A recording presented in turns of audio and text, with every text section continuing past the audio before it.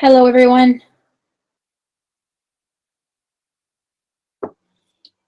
Yes, we can start. So feel free, Karen, to open up your camera and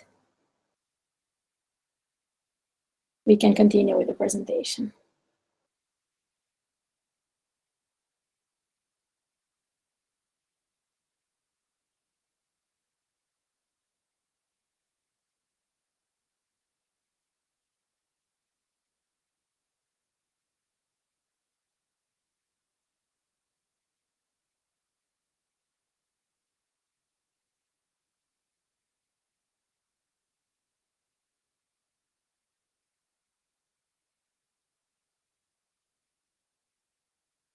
Okay, awesome. So while we wait for Karen to be ready, first, hi.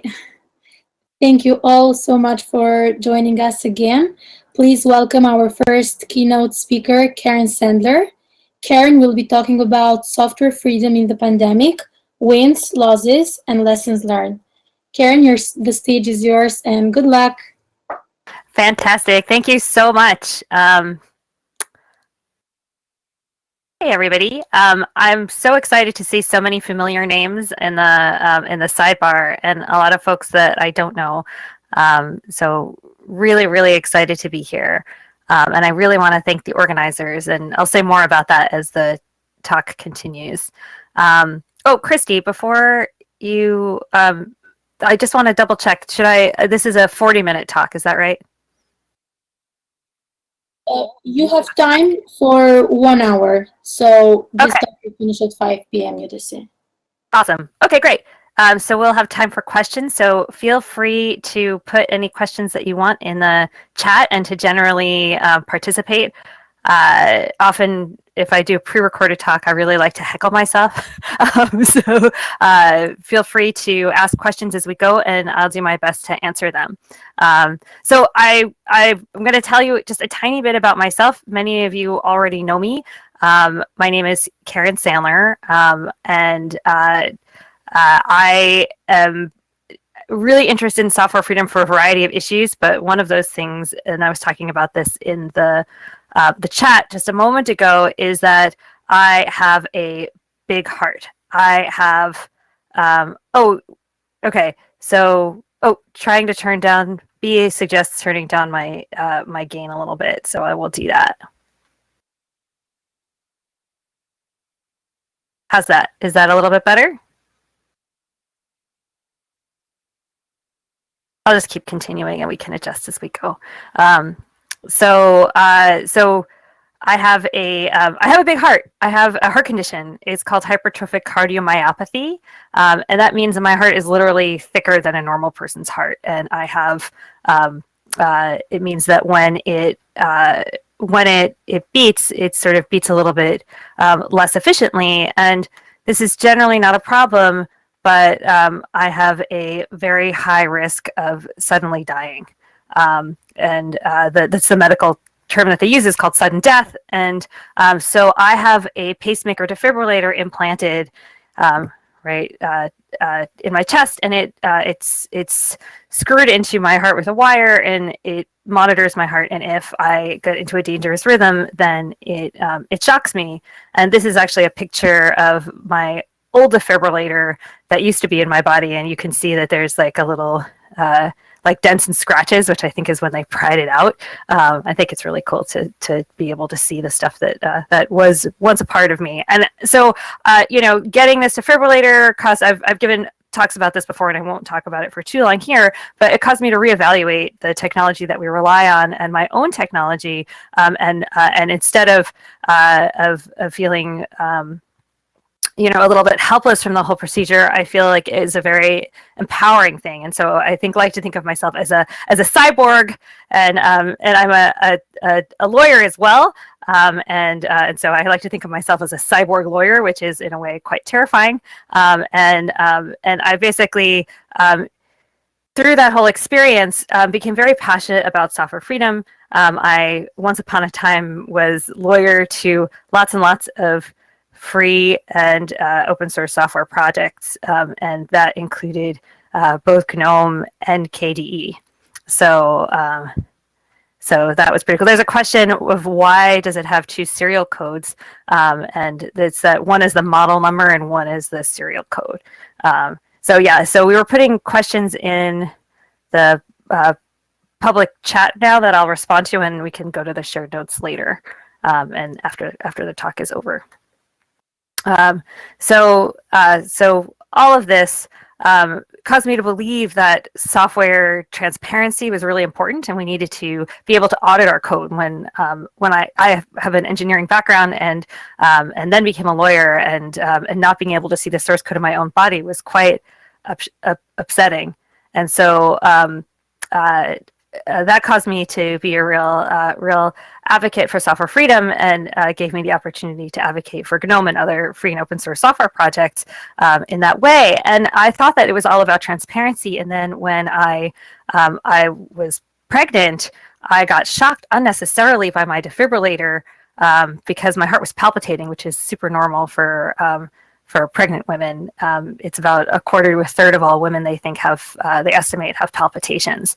And so because my heart was palpitating, but I had a defibrillator, it thought that my heart was in a dangerous rhythm, and it shocked me, even though I didn't need to be shocked. And the only way for me to stop my defibrillator from giving me unnecessary treatment was to take drugs that slowed my heart rate down, so much so that I had a hard time walking up a flight of stairs. And it was like really hard to get my head around when this happened, and it was a little bit upsetting.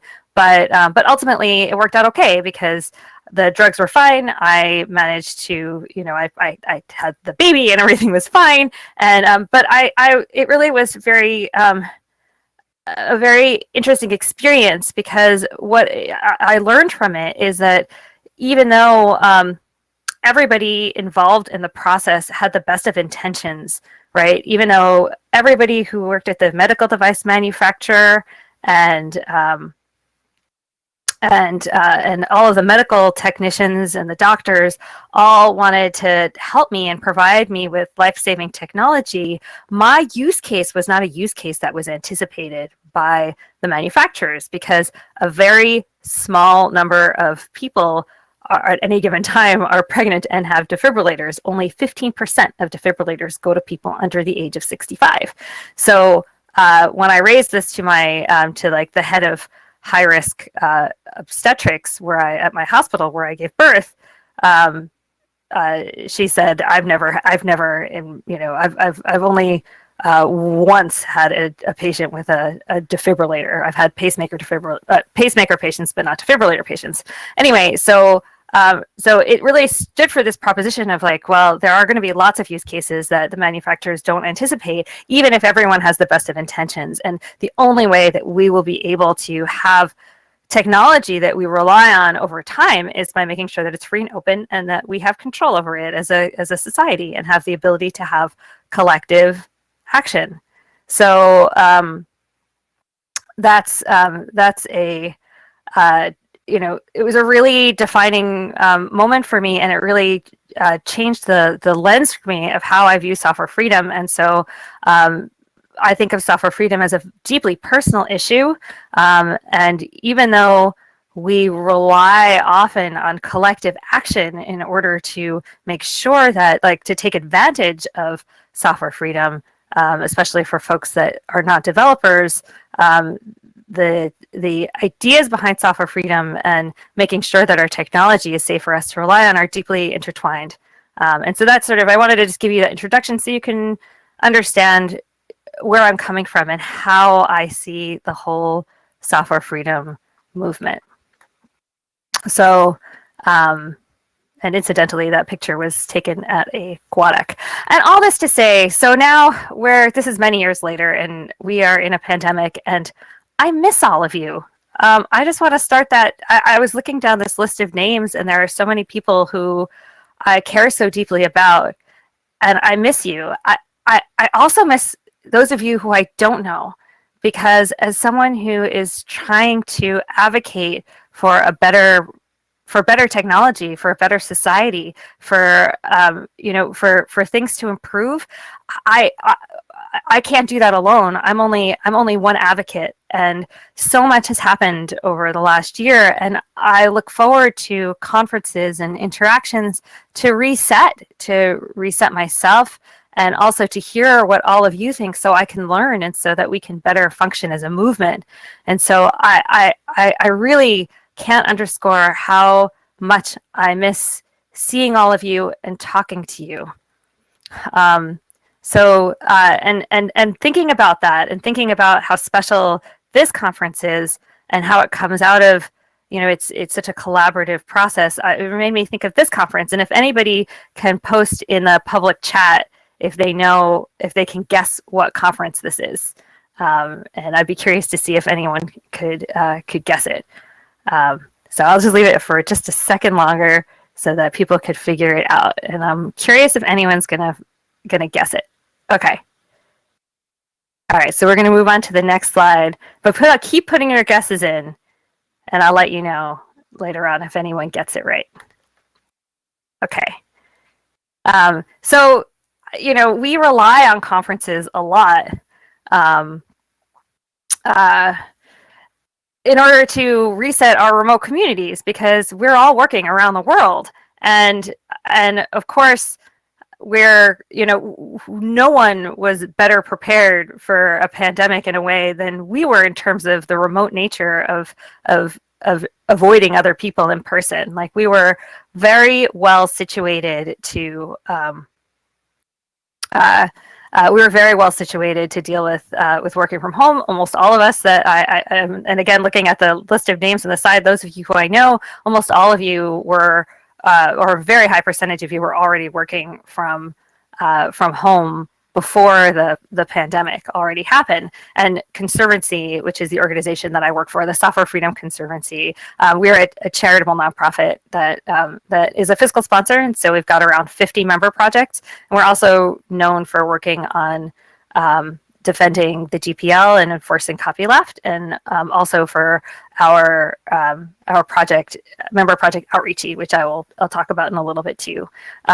So we at Conservancy were already a remote organization, but not going to conferences was really a change, and not being able to see people.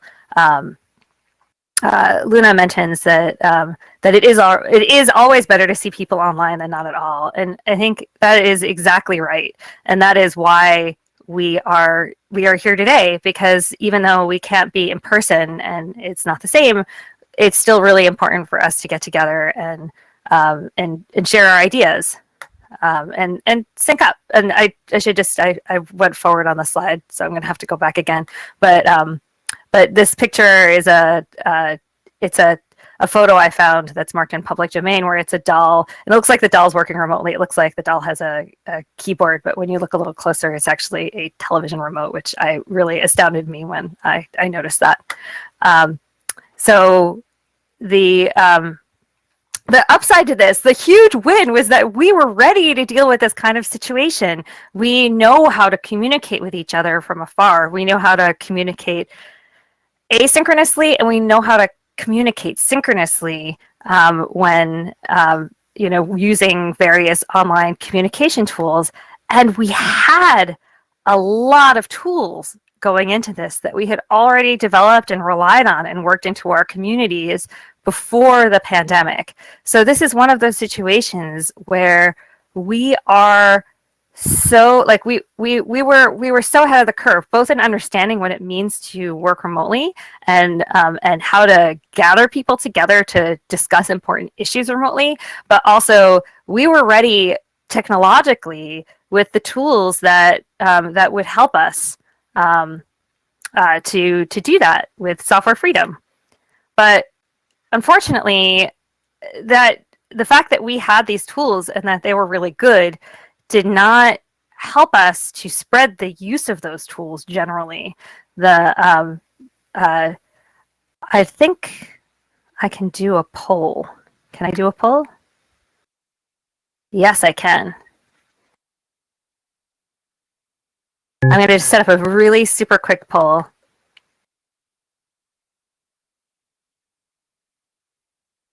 No, I think I set up an accidental I set up an actual accidental yes or no poll, I think, which failed. Anyway, I guess just I was just looking for a yes or no for um, people who have friends and relatives who started using teleconferencing or other remote tools that had not used it before. I would guess it's actually, oh, I did a yes, no, yeah, okay, yes, no, yes. I was wondering if, oh yeah, okay, so people are saying yes, they did know. Probably almost everybody here has someone or many people who had never used any of these remote tools and started using them. And I was so, we were all in a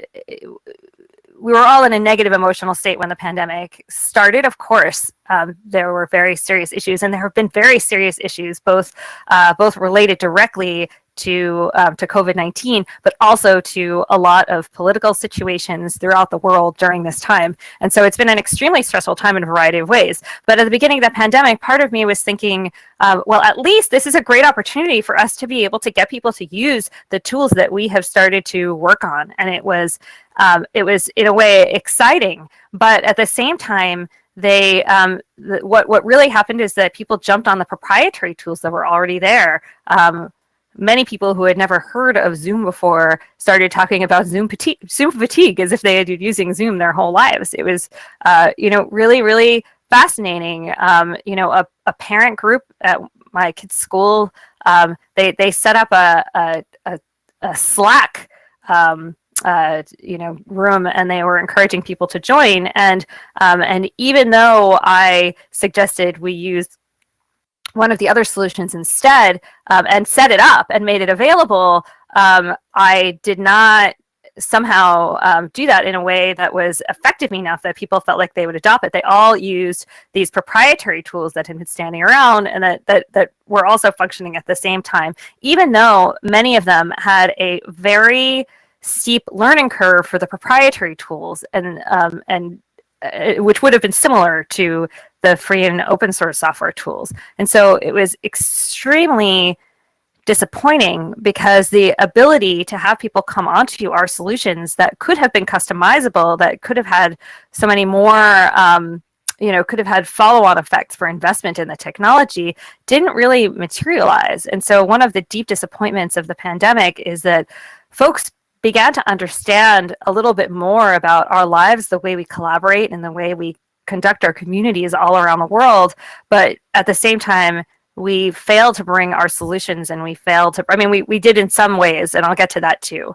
So I don't want to be too negative, but negotiating these power dynamics is really, really hard.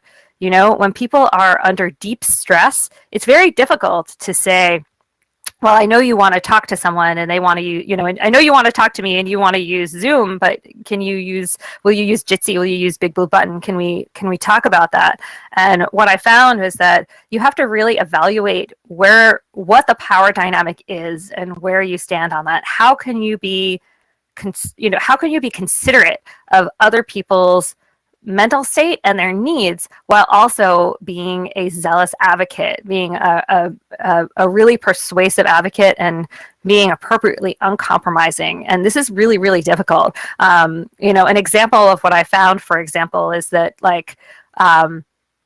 here's a good one. So my one of my children takes violin lessons, and the violin teacher suggested a proprietary tool. I think it was FaceTime, but because I pay that teacher for lessons, it was very easy for me to say, okay, this is a situation, I have control over this situation, so I'm going to ask to move it to a free solution, even though it's a little bit of an inconvenience, and I can offer to pay for that time, that if there's any learning time. And it turns out these, I think that one was Jitsi. Jitsi is so easy to use, and so is Big Blue Button. There wasn't any time for training, but the teacher appreciated that offer, and then it was easy to move to that. Whereas an institutional decision, so I teach a class at Columbia Law School, and they had made the decision to use Zoom. It was a non-starter to try to negotiate a move away from that for the whole for my class within the law school, and they have a whole structure for classes, but I could move my participation off to the extent that I could. So I made a big blue button room, and that's what we used. And so, you know, it's tricky because it's alienating to run in and say, no, we must use only free tools, and if you don't, you're a bad person. It's not a great way, especially to deal with people when they're under stress. It's a great way to make them never want to work with you ever again. But at the same time, to use every ounce of our power in the situation to get people to use better tools, because by getting people to use better tools, it will improve things in the long run for everyone. And so, you know, I think it's what we've learned is that it's particularly difficult to negotiate these power dynamics. And I think that in some ways we failed. And one of those ways was largely in so many conferences that were organized for free and open source software were done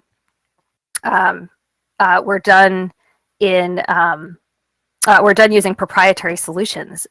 There were even conferences that were billed as software freedom, as free software conferences that were using proprietary software. And for those conferences, you know, I think it's really important to meet people where they are. If people want to use the tools that they are going to use, and that means that people can hear your message more clearly, then it's worth using them.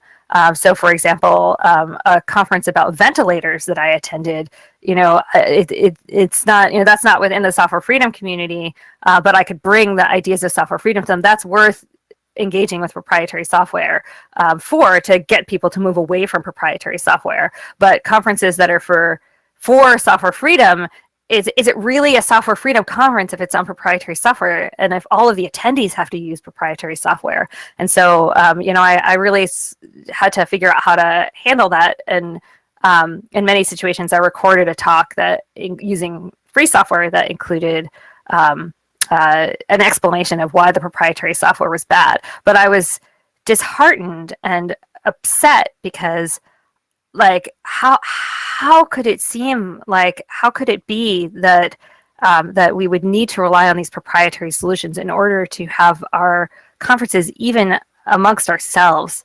And so it was really, really tough. But there were some wins in this time. And I would say that GUADEC last year was one of the first conferences that I went to that was a big blue button conference, and it went remarkably well thanks to the sysadmin team. And then and just the fact that we're meeting here using Big Blue Button is a huge win, and really reflects a ton of work from the conference organizers. So I'm, you know, really grateful for that. And we have, you know, about 100 people that are all here listening to this talk right now live. And I just, you know, that it's a difficult task, and I'm really grateful for the organizers for doing that. I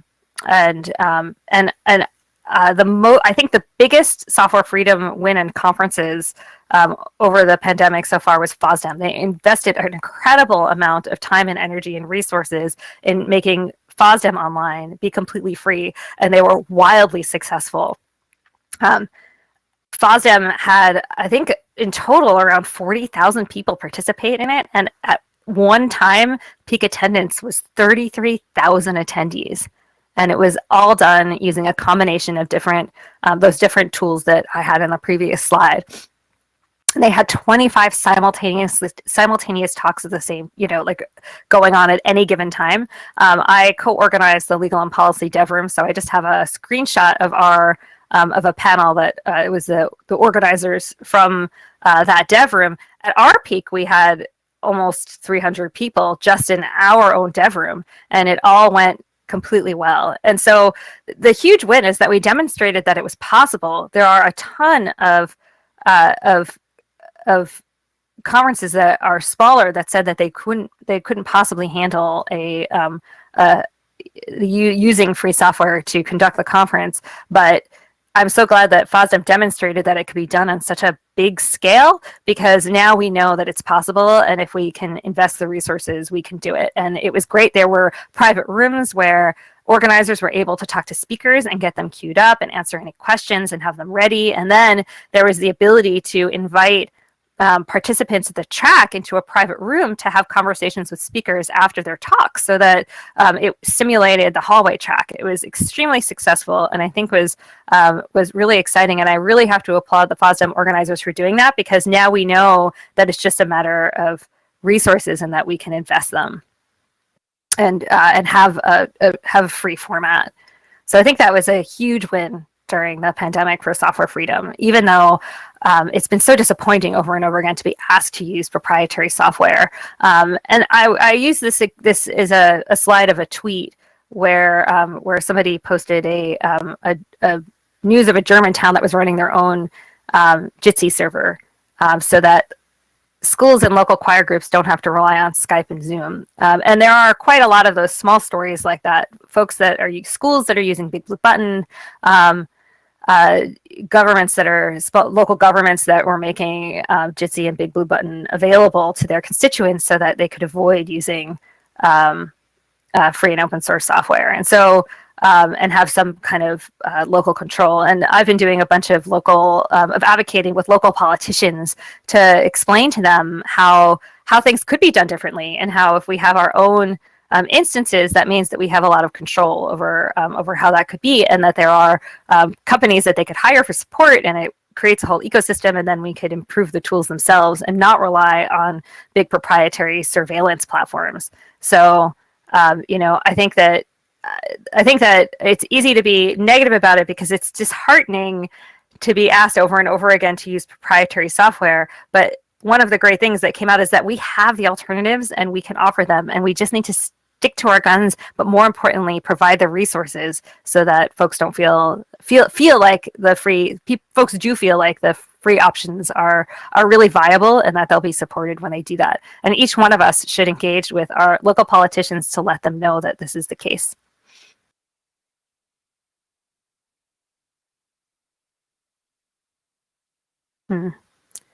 Try to move forward in the next slide. Oh, there we go. Oh, and I went to, of course. And so one of the conferences that I mentioned was the Ventilator Conference. There was one thing that has been really positive about the pandemic is that this idea that we need to come together as a community because there are real problems that we as a society can solve together. Right away, when we all began to understand the nature of the pandemic, people came together and started locally. People started making masks themselves and distributing them. I had a neighbor who just dropped off masks with any household that wanted them on the block. People started turning to how we can use 3D printing and other technology in order to help everybody else. And there was this case of a hospital in Italy that was using 3D printed valves, which worked out really well. There was some misinformation about whether there were threats made by the manufacturer over the patents on those devices, but ultimately the company was very happy for these valves to be printed locally to save lives. And there was this idea of we're in this together and we can all contribute together, that I think was a win for our society during the pandemic. And there are a ton of open source ventilator projects. Public Invention has identified over 100. And this is one of the areas where we have difficulty because we have this idea that we're going to scratch our itch. And I don't need to tell a community that comes out of the desktop space how tough it is when you've got lots and lots of different viable solutions working on a similar problem, but not fully cooperating together. And this is, much more of the case in the ventilator space, since there are just so many of them, and there aren't just one or two that are really solving the problem that are able to work together whenever possible, the way GNOME and KDE have done for a long time. But in fact, the community is so fractured; it's so difficult, and part of it is also that there is that the manufacturers are reluctant to participate in free and open source software solutions for a variety of reasons. But there's this idea that that there's an obligation to share, that there's an obligation, at least during the pandemic, to help out folks that don't have the resources. And this is a picture of a ventilator where the manufacturer made the software available on a non-commercial license. And there have been a lot of examples of this during the pandemic. So one of the wins of the pandemic is this idea that people have understood that they shouldn't be holding back helping other people in order to prop up proprietary business models. But at the same time, so there's a desire to share, but at the same time, because this desire to share has not been articulated with the degree of depth that we understand in the software freedom movement, there are a lot of these halfway solutions which are applauded as being fantastic steps forward and huge steps towards sharing. And actually, they're not really. They are short-term solutions that work as advertising for the use of the products in the long run, and don't actually bring any kind of self-actualization or any independence to the communities that will be relying on them. So this I guess, as with anything, all of these wins and losses are deeply tied up together, and this is one of those things. And because there are a few people who are articulating why these narrow scope sharing licenses are problematic, and how because no one's articulating that in the mainstream, we're losing this opportunity to bring these messages. Like the idea to say, yes, this helps us with this pandemic, like with this pandemic situation today, but what about our next pandemic? Like if we don't democratize this technology, we're just going to be in the same situation the next time it happens. Or forget about a pandemic, another situation where there's a problem where we're relying on technology and communities don't have control over it all over the world. How will we solve that problem then? The answer is to think holistically about our technology instead of thinking about it on this piecemeal basis and demanding that companies are more upfront about their technology, and that they rely more on sharing licenses. So that was another huge win and loss, right? During the pandemic, individuals have been under so much stress, and while under ordinary circumstances, abusers use smart home devices to manipulate and abuse their partners. This became even more of a situation during the pandemic, where when folks were stuck at home, their problems that were endemic to home life became a lot worse. And so, for example, domestic abuse rose worldwide during COVID-19, which is, I think, not a huge surprise when you think about it. But that means that our technology is more critical than ever, and educating people about how to control their own technology, and also about coming together as communities to be able to vet our technology and to provide us with the granulated control that we deserve, has become all the more essential. So, obviously, I think this is just one of those situations where it's one example of how the pandemic has brought out the best and the worst of our society and of individuals. And so people are pointing to the inequality that is exacerbated by the pandemic. And this is across all areas. Many people who are don't have as many access to resources and who are underprivileged to begin with are in a much worse situation during the pandemic. It's the folks that have to go out and work jobs where they're delivering food, for example, or interacting with people that can't just stay at home the way that a lot of our our tech workers are able to just stay at home and hold up are much more vulnerable to both contracting COVID-19 and then also having negative outcomes, because especially in places like the United States where I live, there is not even access to healthcare.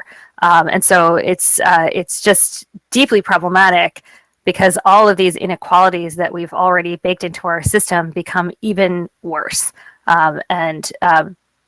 You know, I've been encouraged to see how many people in the software freedom community have been able to weather the storm, because they are able to hold up, work on their tech jobs, and it's hard to be isolated, but they're able to protect themselves and their families, and to be able to keep food on the table and to keep paying rent. And that is simply not the case for everyone. And we're still, you know, all of these opportunities that we have in tech are generally have been unevenly available to people. And so, you know, free software, it clearly has the potential to provide opportunities and empower those who are disadvantaged. It's one of the reasons why I feel so passionately about software freedom. It's about democratizing our technology, but at the same time, I don't know if it actually is doing that, because we have not done a wonderful job of bringing education and bringing software freedom solutions to people who are in disadvantaged communities. We've had a lot of rhetoric about it, but we have not necessarily been able to have that many. We haven't had that many successes in actually taking action to spread the access to software freedom and the access to technology, and using software freedom as a mechanism for doing that. And so one of the projects that Conservancy is involved in, and me personally, and is Outreachy, which was formed as the outreach program for women when it was originally conceived in the GNOME community, and then KDE has been a participant over the years as well. So Outreachy is an internship program that provides opportunities to people who are impacted by systemic bias and who are underrepresented, and who are impacted by that underrepresentation. And so the program is run now such that applicants write an essay to explain how they've experienced systemic bias, how they've been underrepresented, and how that affects their lives. And so having this this program became even more essential during the pandemic. Our application rates went through the roof, and we've worked really hard to try to expand the program during this time, because we see how essential it is. We also, Outreachy had a travel stipend built into it, where we encouraged people to go and attend free software conferences. But obviously, since none of that is happening now, we turned that into stipends, and we paid them out to past interns who could have traveled as well, to help people who have already documented themselves as being impacted by bias and underrepresentation, to help weather through the storm. And so, I'm proud that's something that that I've been involved with, and we worked really hard to try to expand the program. So even though a lot of corporate funding has contracted during this time, we've worked really hard to try to increase fundraising so we could increase the number of interns that we have participating in Outreachy. And I'm really proud to say that we're about to announce that we have approximately 70 interns for the current round, which is the biggest round that we've done by far. Usually we're at around 50 interns for a round. And so we worked really, really hard for that. So so someone's asking if people can read the papers of folks that submitted their application, if they could read their applications, and no, we don't make those public, because I'm worried about we actually just we delete as much information as we can, because we recognize that that all these essays, and when you read them, there's so many of them contain a lot of really personal information where people talk about their bad experiences, and it could be identifying. So we don't want to risk exposing people's personal information, or inadvertently giving enough information that that someone could figure out who our applicants were. But we work really hard to evaluate our essays, and as a consequence, feel really good about that. And so even though in this last round, we can't provide, even though we're providing a lot more internships than we did, we're going to be unable to provide as many internships as I would like to, or as are needed. There's a huge need right now. We had 3,000 applicants to Outreachy over the last round. So I'm proud we can do our part, and hopefully we can do more in the future.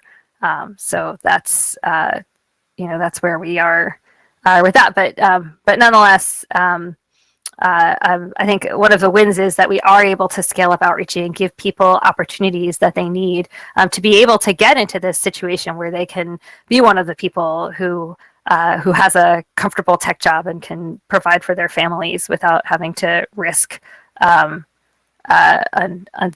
unsafe practices. I'm being asked what our selection process is. I don't want to get too into it because of this isn't a talk about Outreachy, but we do have a really careful rubric that we use when we when we evaluate our applications. So one of the big wins, to just move on to a slightly different topic of the pandemic, is that people really understand that they're reliant on tech in a way that they didn't before. While I think a lot of people thought of software as a tool, like they would look at like a hammer or something, they looked at their computers and their handheld computers, aka phones, as if they were just these things that they could use whenever they felt like it. Being in the pandemic made people realize how much they're reliant on it. For a lot of people, their phones and their computers were their only lifelines to the people they loved, and so they realized that they are reliant on tech in ways that they hadn't realized before. That I think that is a huge win. And I think people also in the pandemic realize, as for example, I have relatives that now use the word Zoom bombing, like they know what those things mean. They understand that there are surveillance components to this technology, and they understand how critical it is, that they shrug a little bit less than they used to about the fact that companies are collecting a tremendous amount of data on them. So they realize that they're more reliant on technology than ever before. It's like a completely different situation than it was, even 2 or 3 years ago. And I have far-flung relatives who are, non-technical or just never saw, despite every time me talking about software freedom as best as I could at family functions and things like that, finally over the last year texting me and saying, or emailing me and saying, I'm so glad you introduced me to these ideas before I started reading all of these articles, because now I see that these issues are really important, and I'm so glad you've been working on it. And so it's fascinating, and it means that we're in a really exciting time where there is a lot of opportunity.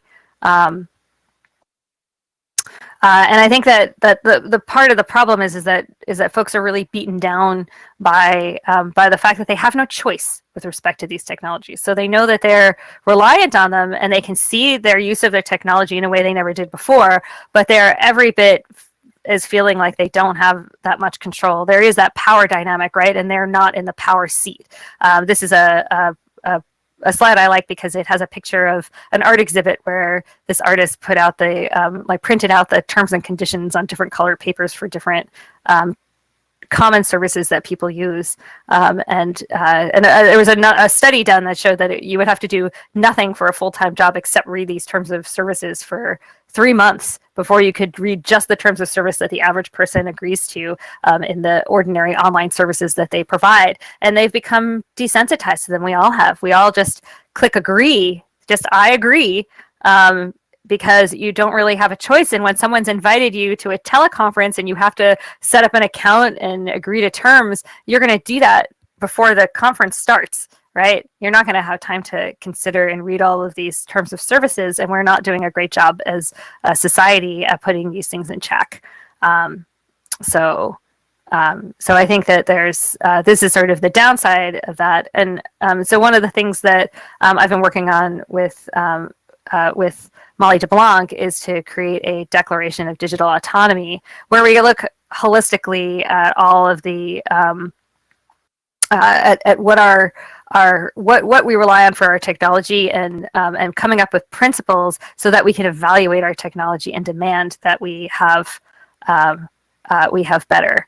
So I recommend checking out techautonomy.org, and let us know if you have any suggestions or feedback. I think that would be really helpful. It's just a draft.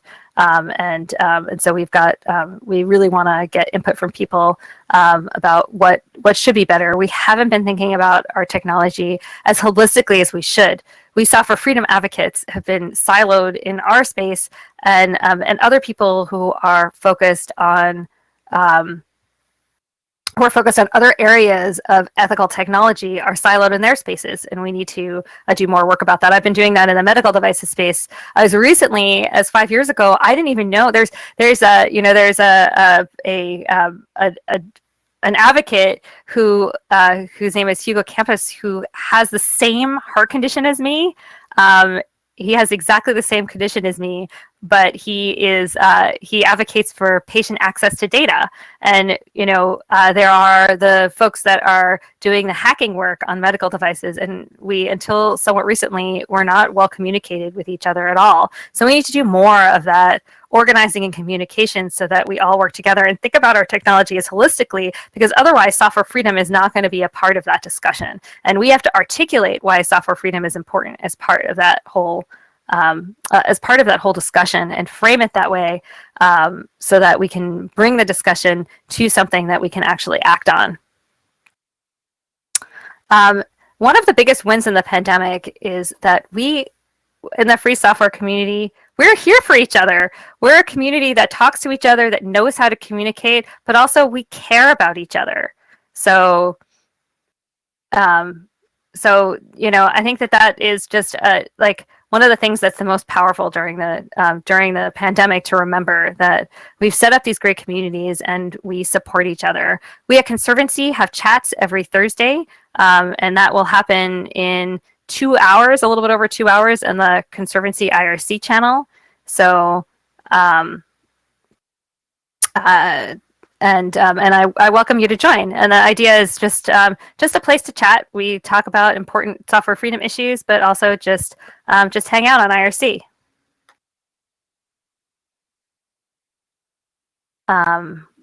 There's some.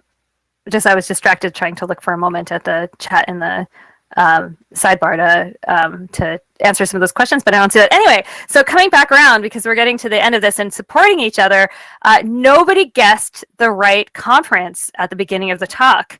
The conference that I linked to was the Desktop Summit in Gran Canaria in 2009, which is one of the very first conferences that I participated wholeheartedly in, and it was really fun for me because I was a lawyer to both KDE and GNOME at that time. I was still at the Software Freedom Law Center, and it was super fun to flip between the GNOME community and the KDE community. And the reason why I'm coming back to that is that in 2009 in Gran Canaria, I felt like I honestly, at that point, I had felt like I was coming to software freedom too late. I felt like everything had happened already. I felt like oh, if I'd only been there in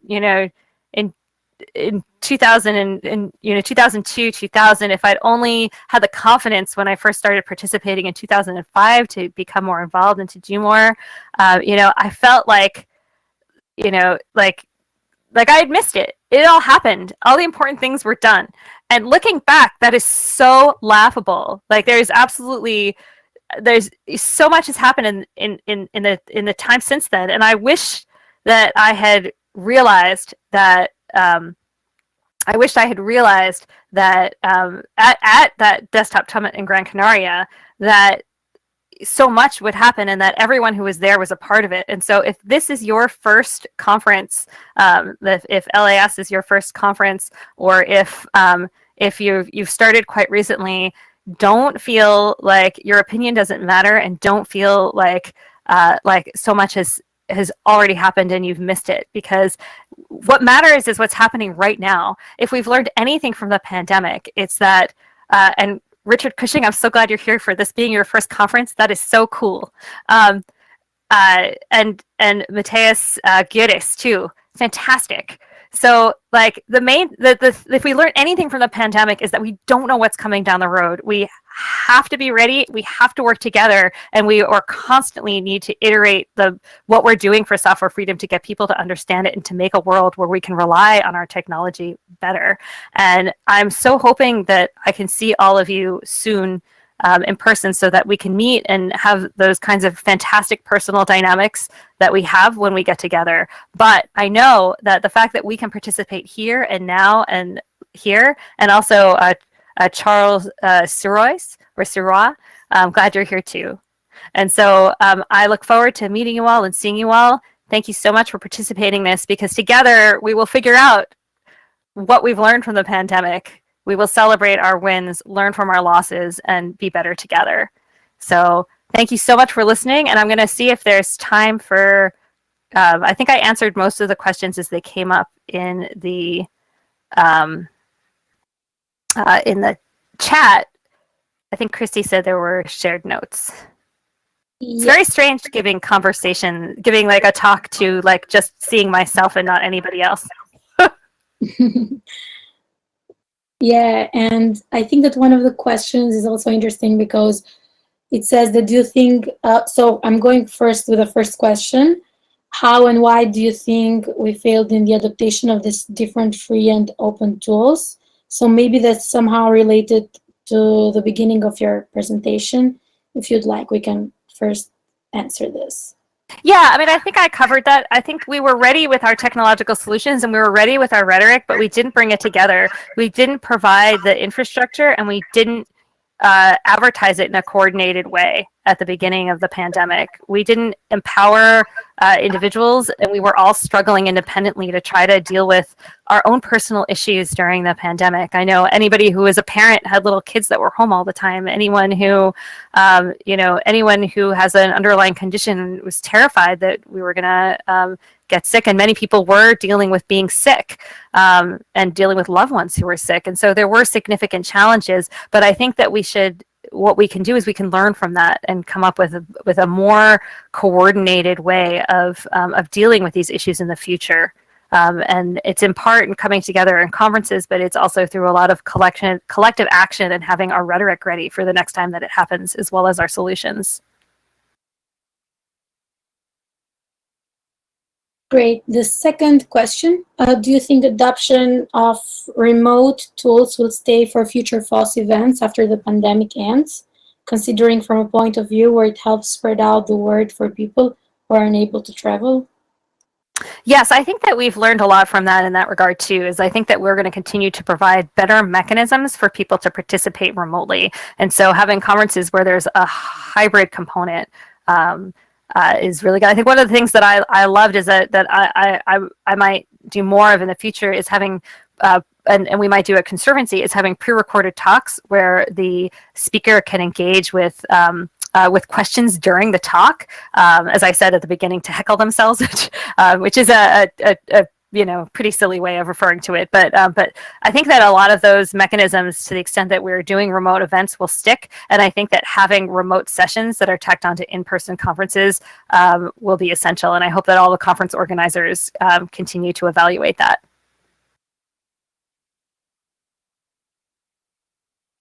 I see there's a question about GPL or later, which I think is really out of scope for this. So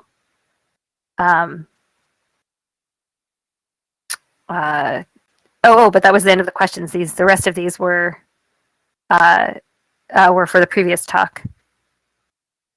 Yes, so I guess that we had these two questions at the shared notes for you to answer. Thank you so much for joining us on this lesson. We really hope to see you in person soon.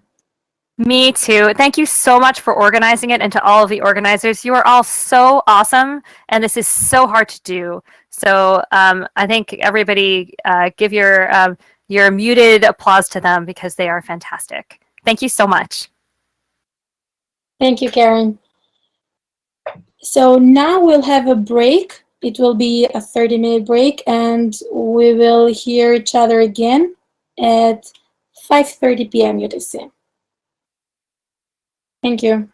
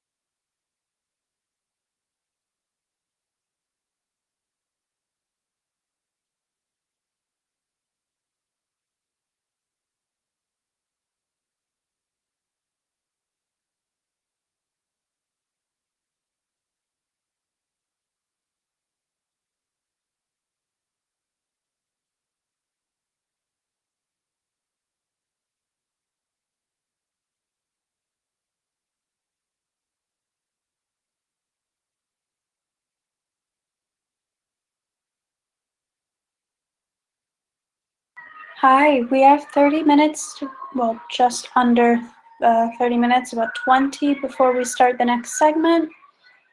Be sure to, for our speakers, Dan and Aryan, please click the blue headset button underneath the slides so you can rejoin the audio and access your microphone.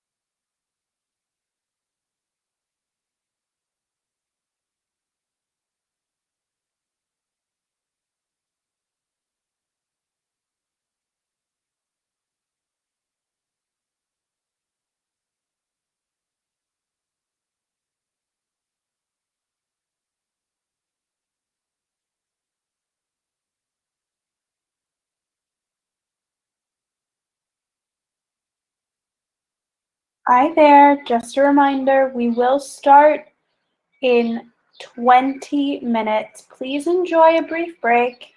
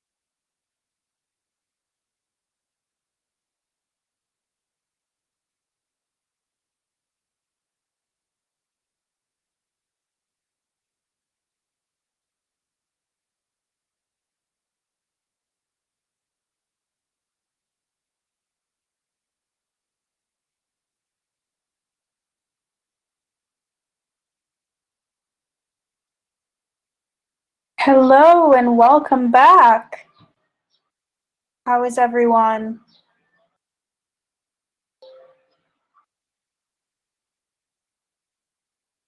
All right, well, we now have Aryan and Dan talking about how to make your application multi-platform. Thank you both very much for being here today. Very excited to have you. Please take it away. Get started.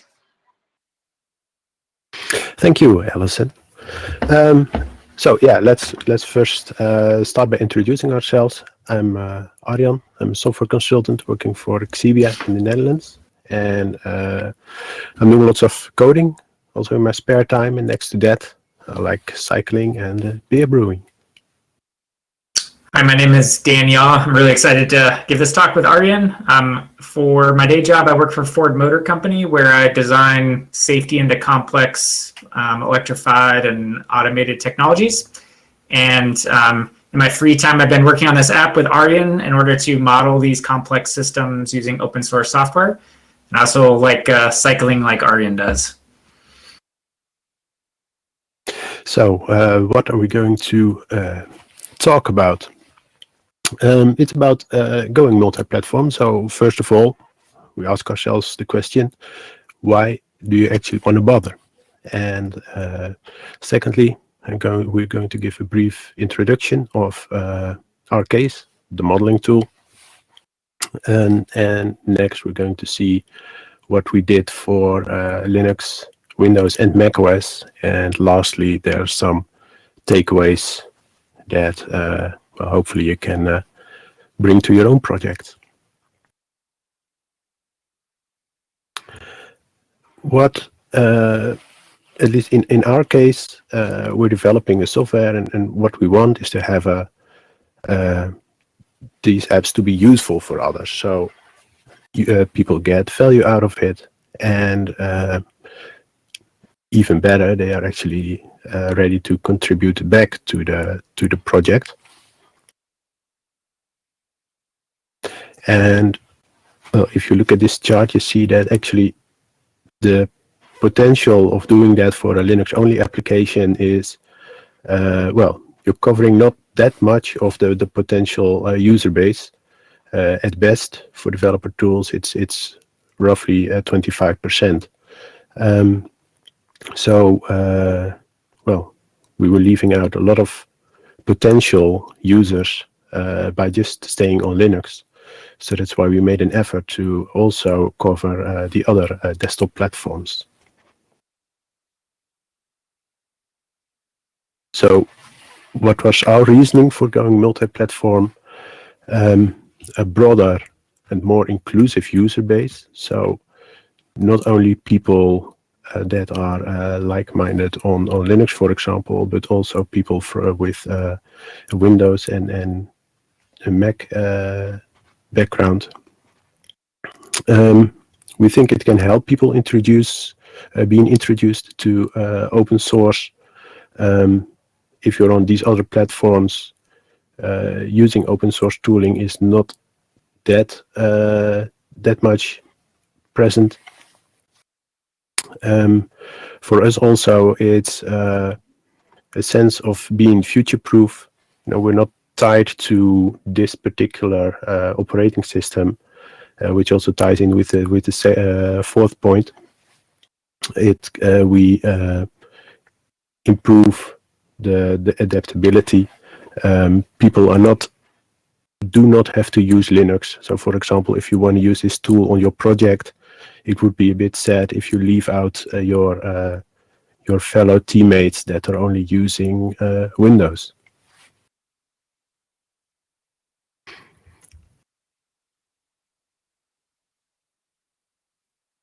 So, well, what are we targeting? The major desktop platforms. In doing so, we try to automate as much as possible. I mean, we're doing it in our spare time and doing tasks by hand is labor intensive and it's really prone to error. And also, we don't want to scare away people with with those scary messages that you nowadays have on Windows and Mac OS.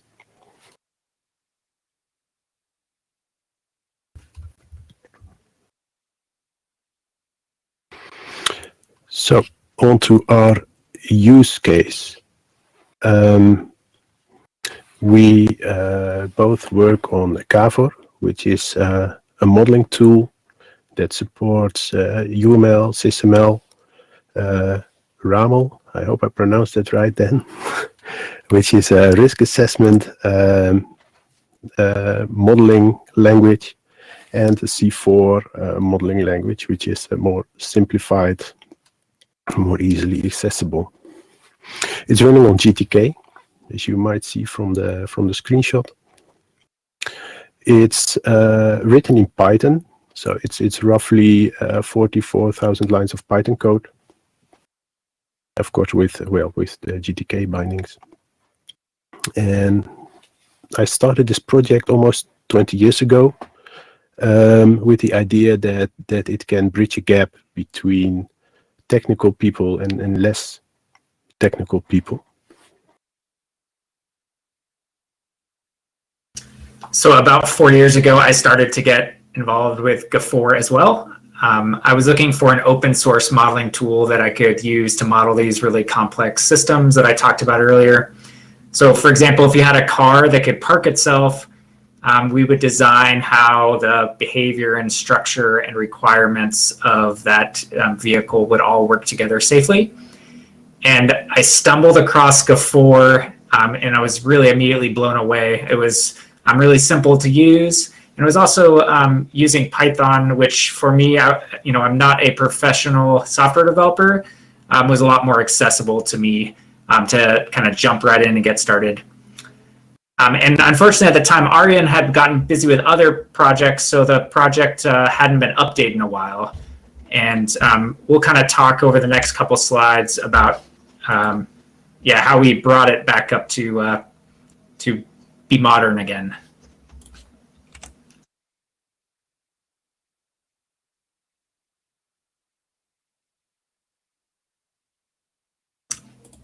So next, we're going to discuss how you can set up your project for success with kind of these tips we learned the hard way.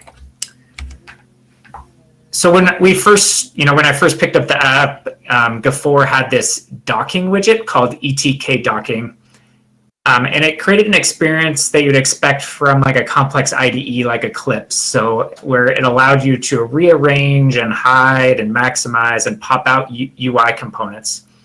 And that required creating some really custom GUI widgets in GTK2 in this case, and PyGTK, which were the Python bindings at the time.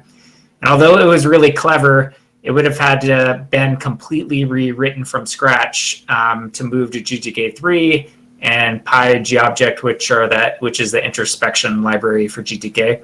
And also, we were upgrading from Python 2 to Python 3 at the same time. Also, if you came across a bug or an issue, it was really hard to get it fixed because you are, I would say, exploring the edge cases of the GUI toolkit itself. And probably most other people haven't run into a similar problem before because you're really creating these very custom widgets. Here's a small example where we defined our own compact button. So the compact button's inheriting from the GTK widget.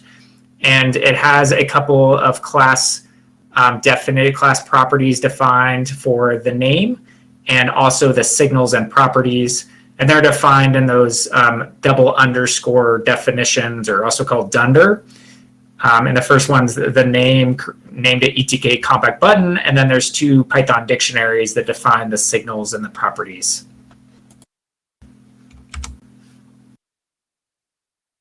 So I guess reflecting on this, do users really need that much customization in their UI?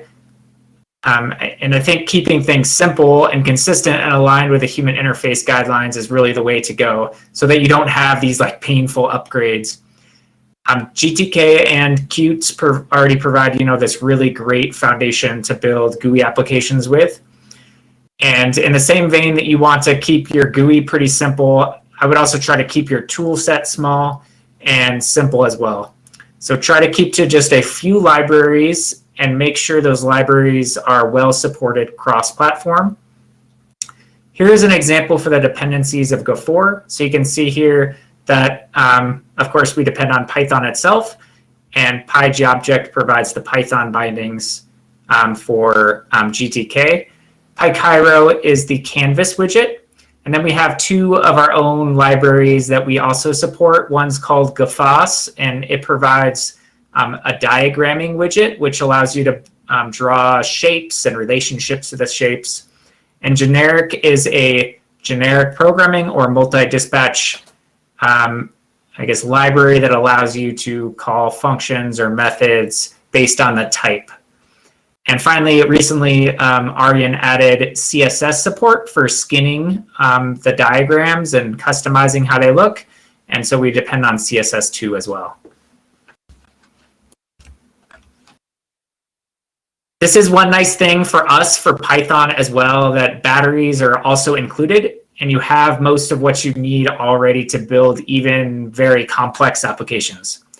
There are tools like Cookie Cutter, which help you fully create a new project from scratch using the best practices for things like testing and packaging already set up for you. That's a really big advantage.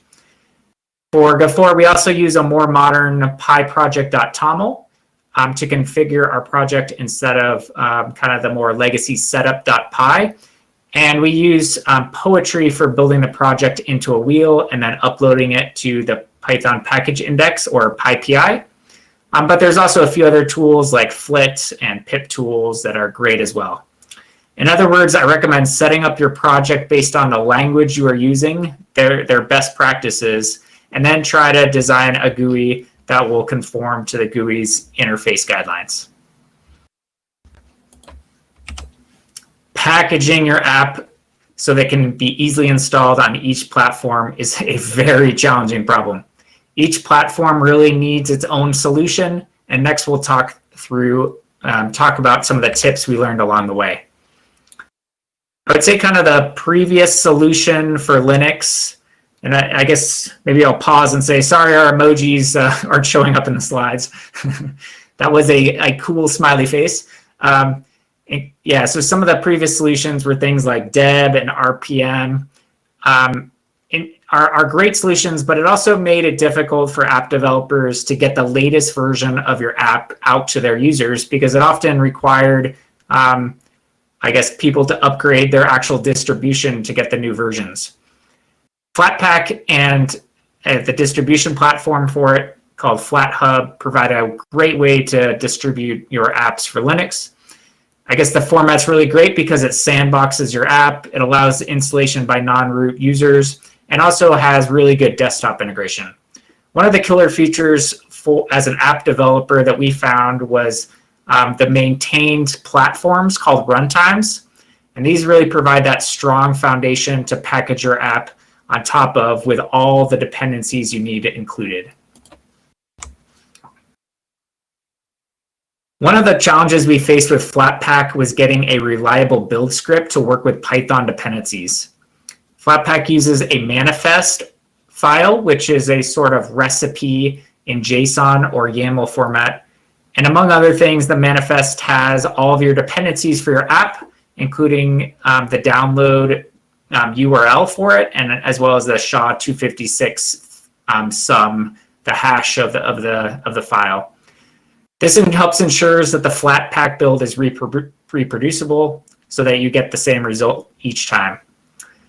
And although there's a Flatpak builder tool for Python, it uses pip to re-resolve all of the project dependencies, and it defaults to using source distributions instead of the binary format that Python has called a wheel. We tried to use this for a while and even created a poetry builder tool that we upstreamed to the Flatpak builder tools. However, every time we went to go make a new release, something would break and we would have to troubleshoot for a while. And this is not really what you want from a release process. You want it to be simple and reliable and automated so you can just push out a new version to your users. So to fix this, we ended up using a simple bash script. And what it does is download the wheel off of PyPI, that Python package index, with all of its dependencies, and then writes the download URL and the hash to the manifest. Here you can see in this bash script, we use pip to download the new version. We use find and awk to list all the dependencies we downloaded and put them in 2 columns with a name and the name of the package and the file name. And then we use curl and JQ to hit the PyPI endpoint and get the URL and the hash so that we can put that in the manifest. Bash scripts aren't the solution to everything. In this case, it made our manifest generation really simple and reliable, and it has been great ever since. A second challenge is that FlatHub uses a separate GitHub repository to build all the packages. While it is great that everything is set up to do automated builds and publish to FlatHub, it also adds a little bit of extra complexity and maintenance because now your packaging is split between your main repo and the one that FlatHub provides. So next I'll talk for a minute about app image because it's another great solution. So after we had been supporting Flatpak for a while, we got a request from one of our users to create an app image, and I was a little familiar with it because I had downloaded app images for other Python apps in the past, and I always thought it was nice because you have this single file format that you can download and just run from there, and you don't have anything to install. One thing we did learn while packaging our app for app image was because there's no external dependencies, that also means for the developer, you can't rely on these runtimes or other dependencies being available for you when you go to build the app image. This does create some tension because I would like my app to be using the latest version of Python, the latest versions of the GUI toolkits, and other dependencies. And because this is open source, and I want to always be developing on the latest and greatest and keep things simple and more fun to develop with, and also probably a little bit more secure. Unfortunately, things like glibc aren't backwards compatible, so you should really build your app against an older distribution to maximize compatibility. Unfortunately, some of those older distributions then don't ship with newer versions of things like GTK. They're often 3 to 5 years out of date. There are tools to help with this, and even Docker containers with the right dependencies you can use, but this isn't as straightforward as we would have liked. So for Windows, MSys2 provides a great environment for building, installing, and running applications in Windows. It has a bash command prompt, so a lot of you, if you're used to working in Linux, will feel pretty comfortable and right at home. It is also the recommended way to run a GTK application in Windows. And once we got Gafor running in Windows, we used PyInstaller, which is a Python library, to bundle it with all the needed dependencies. However, this wasn't all smooth sailing either. Python and MSys2 has many patches in order to get it to compile against Ming W64, GCC, instead of the default Microsoft Visual C++. That's what Python is normally built with in Windows. Since MSys2 is kind of a niche environment in Windows, Python and most of the libraries aren't very well tested in it, and it is common for things to break. We were able, though, to contribute upstream and get pull requests merged to projects like Virtual End for the virtual environments, PyInstaller, and Poetry to fix bugs and improve compatibility. Although this, yak shaving isn't directly making our app better, it does improve the overall ecosystem for others to make use of it as well. I hope we can eventually get some of these downstream patches to Python pushed upstream as well. After feedback from our users, we also did implement code citing in Windows. In Windows, users were getting those kind of scary messages saying, hey, this app that you download is not safe to run from the internet. This does involve paying a couple $100 a year on a code signing certificate and was a little bit of a foreign experience for us, but it was pretty easy to integrate it with our continuous integration build process.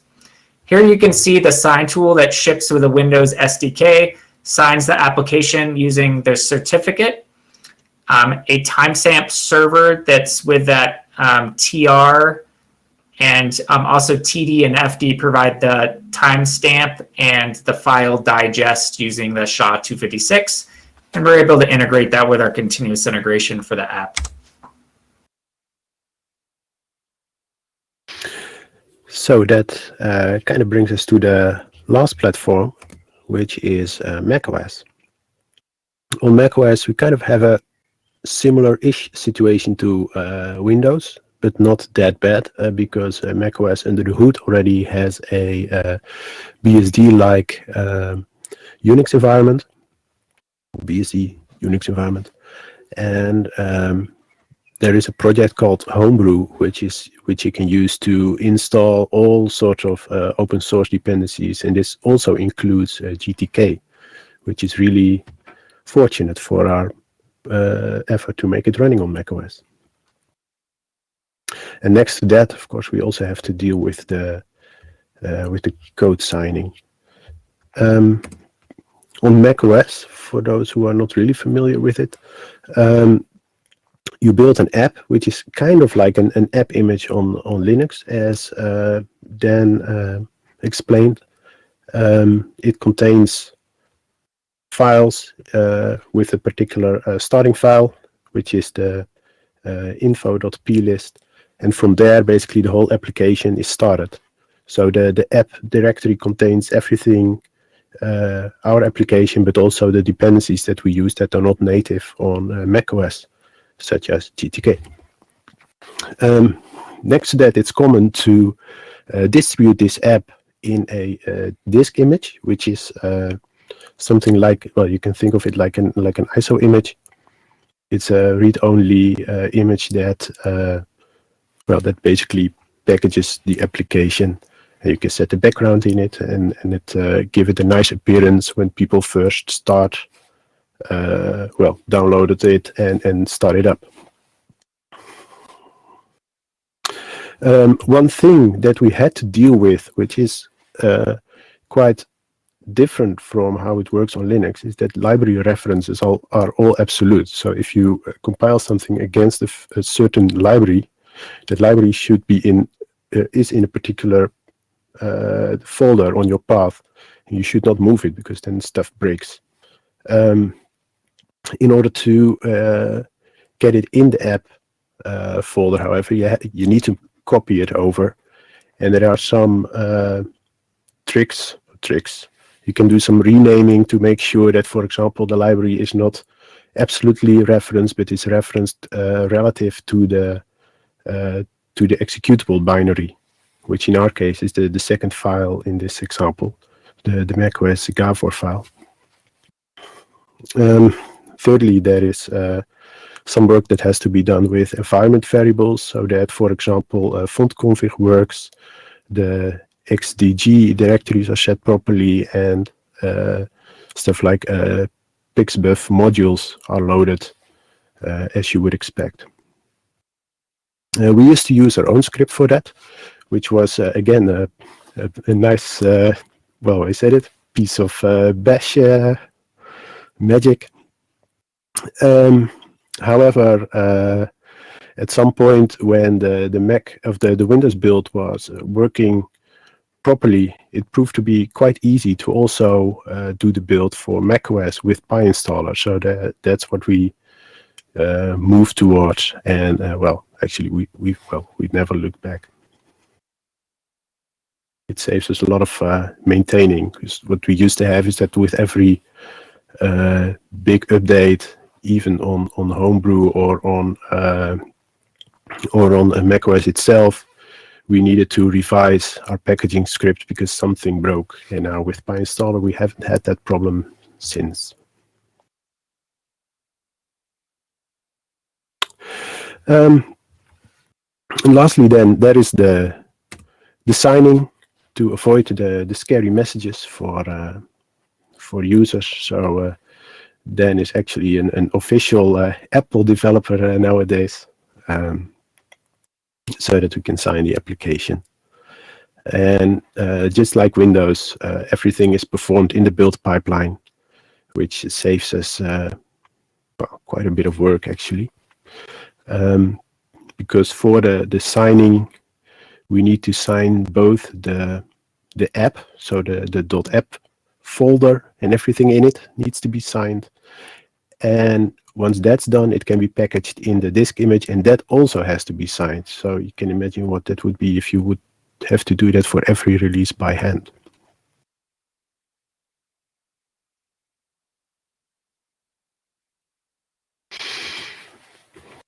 Here at the bottom, I pasted a little screenshot of what it looks like when we do an average build. This is just something that I picked from well, quite recently. I don't know where it was. It was not a release build that you can see by the version names. And what you can see is that everything, like the app image, the macOS image, the two installers for Windows, that is the pure Python executable, and there is the Python executable, the source code. What we learned from all of this is that we should approach each platform separately. Initially, we had, well, actually, our first platform that we supported was macOS, and only after that we implemented Flatpak. Then came Windows, which allowed us to revise macOS, and after that the app image. So the order in which things happens was not the order in which we explained them. What also helped a lot was to work with upstream projects, especially ironing out issues. For example, in PyInstaller, it saved us, well, nowadays it saves us a lot of hassle. And well, we integrated everything in the build pipeline. So when we do a release, basically nothing special happens except from that the version number is not a dev version, but is a release version. Well, this kind of takes us to the end of our presentation.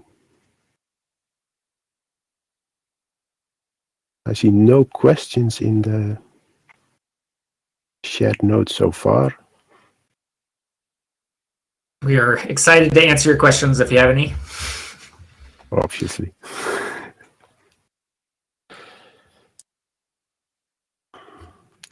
What about security? What do you mean security?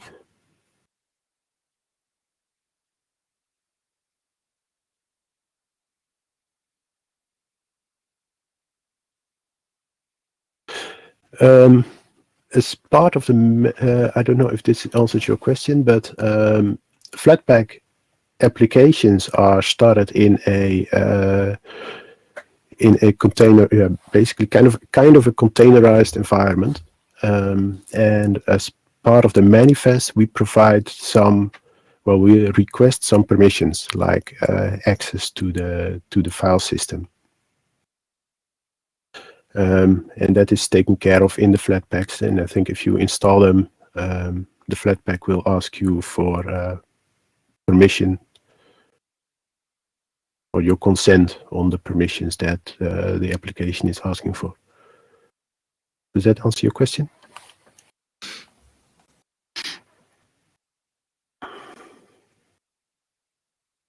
So looks like the next question is, have you experimented to use Flatpak on Windows with Windows Subsystem for Linux 2?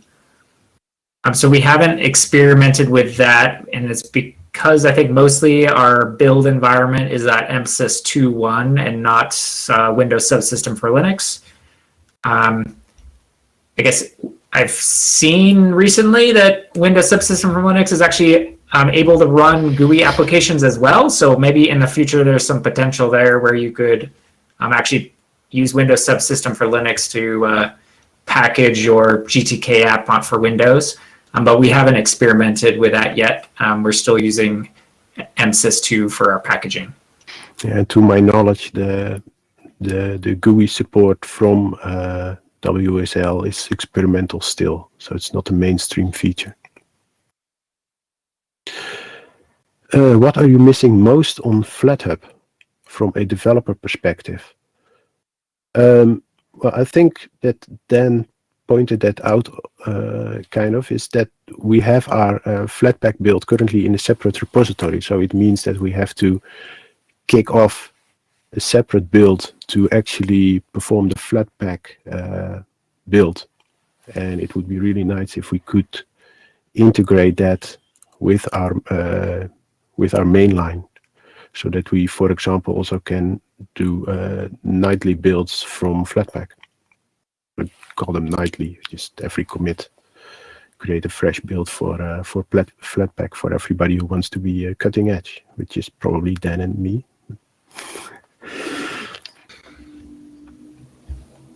So the next question is, how is the build pipeline built? What software or services compose it? So our project is using GitHub, although there's lots of other good alternatives like GitLab as well. So we are using GitHub Actions, and actually we iterated a few times on that as well. We were used a few different services over time, but eventually when GitHub Actions was released, we started using that. It is nice because some of the actions are reusable, so you don't have to figure out, say, how to check out your code, how to sign an app, all those different steps. You can just grab an action that's already been developed, and it does a lot of the work for you, which is really nice. And we make use of other things, other automations, like to label our PRs and automatically create our news for release. And we also use things like Dependabot, which automatically bumps our dependencies when new versions are released. And every time we commit or merge a PR, it runs the full build, including what Arjen showed for the packaging the app. And so we can test it at every build instead of only when it gets released. Yeah, ever since we haven't made any RC or alpha releases anymore. Yeah. We just stopped doing that, I guess.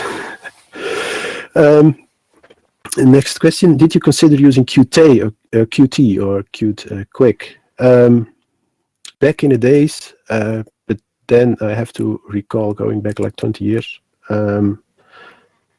I choose GTK because it was, well, first of all, the GIMP was built with it, which was a quite impressive application, especially 20 years ago.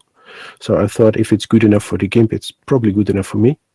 And next to that, the license of Qt is backed by a company, and GTK was purely open source. So that was one of the more idealistic reasons why I took GTK. And I don't know if I would have been better off with Qt. I think Qt has a lot more features, so that's definitely what by choosing GTK I missed out on. I think in general we like GTK pretty good though as well. So I don't think it was like a bad choice, Arjen. So yeah. Yeah. Well, and one of the things back in the days, I'm just trying to recollect my memory here a little. Back in the days, GTK was quite strong on the language bindings. As far as I recall, better than Qt at that point. So that was because I wanted to develop it in Python. That was one of also one of the reasons why I took GTK. So the next question is about where do we keep our signing key for Mac and Windows? Is it on the build server or do you inject it into the build task? So the signing key is kept in GitHub a secret. So you add a secret to your repository, and then that secret's all encrypted, and then the build pipeline has access to the secret. If you're doing a build from the main repository, so people who are maybe fork the repo or creating a PR don't have access to the secret. And And then depending on what type of signing key is, we convert the format from the secret into the right format during the build and use it like that. Actually, I don't think I even have access to those keys.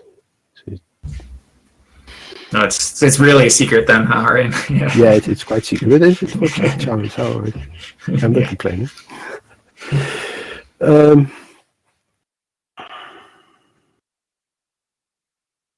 7 is a comment about FlatHub. I also face this issue of split repositories. Oh, that's more like a comment. Okay.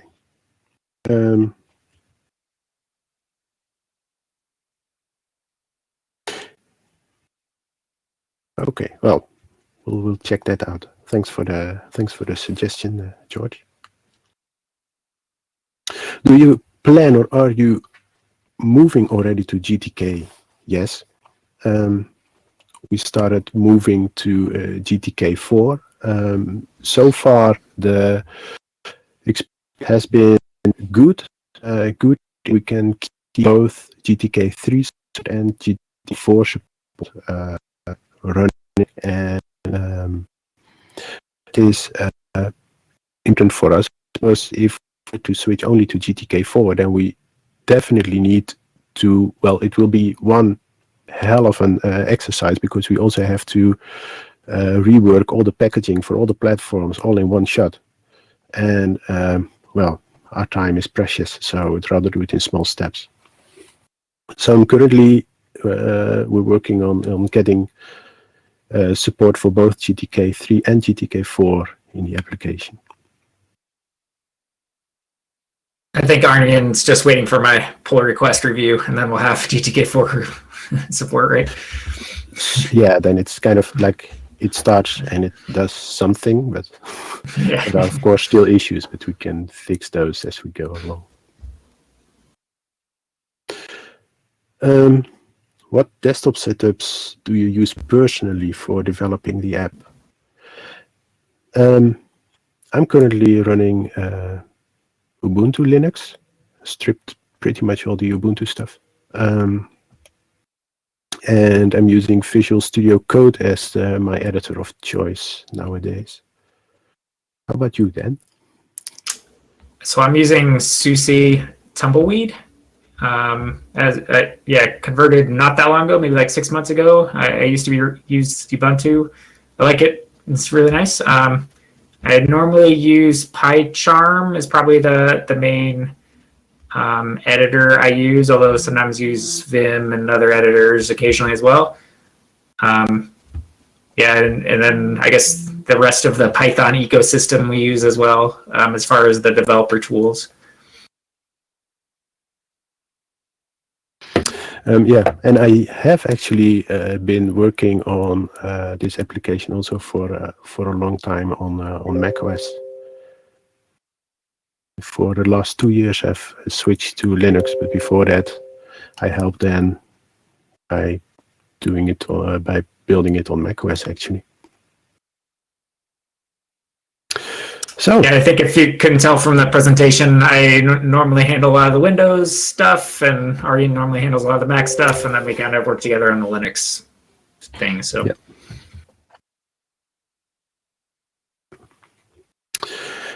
Cool. So if there are no more questions, then I think we can wrap it up and give Philip the floor.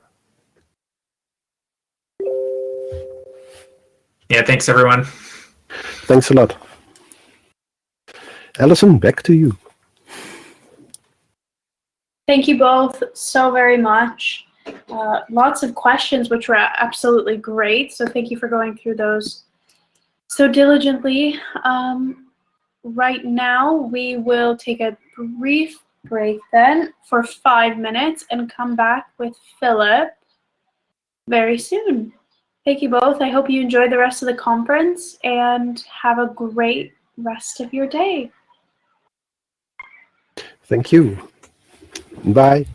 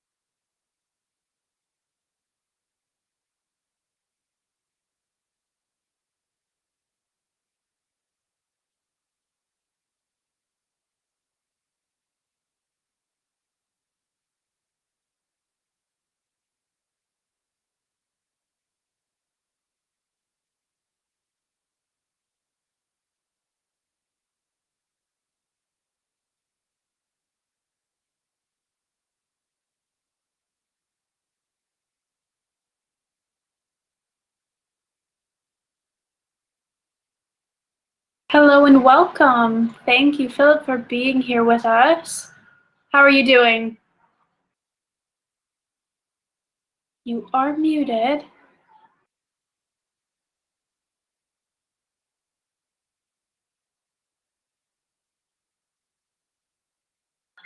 You are still muted. Sorry, Philip.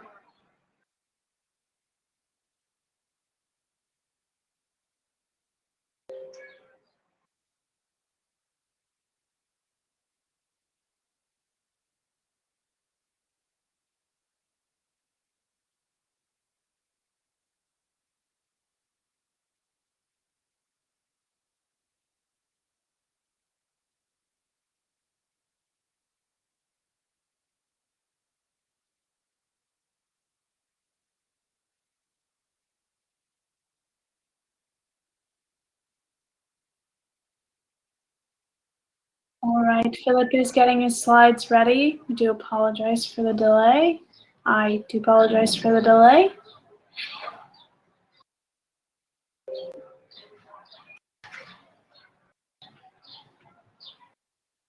Oh, hello.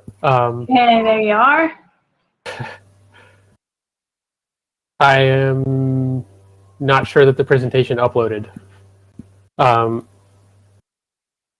The file could have possibly been too large. If you want, if you Okay. have your slides up on your computer, go ahead and share your screen. So Yeah, I think that maybe we're that's not the best killing your thing. time. Okay.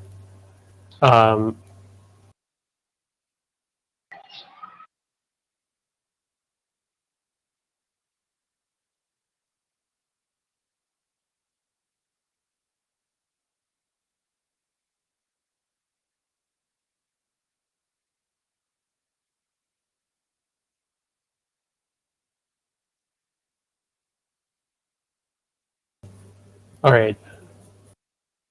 Sorry about this misunderstanding. But You're fine. I actually tried to upload them as well, and it tells me they were too large. okay.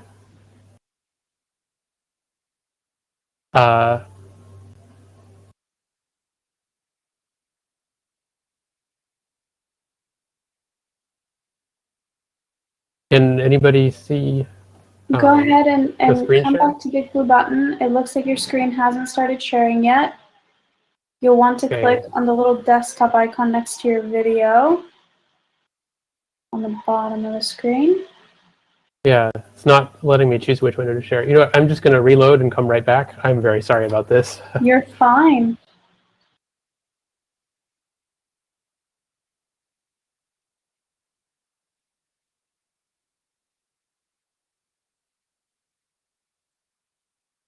While we wait for Philip to come back, where's everyone joining us from today?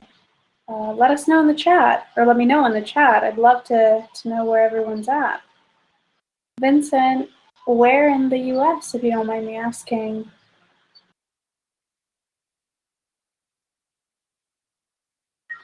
Wow, we have everyone all over the place. New York, New Jersey, Brazil, fantastic.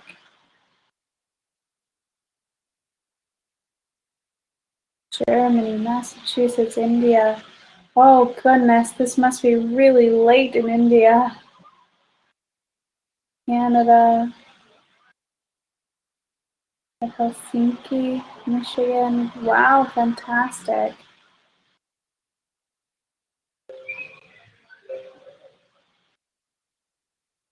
Oh, Okay. and it looks like Oh, no. Philip is back It with disappeared us. again. Okay. Your screen share started and ended very quickly.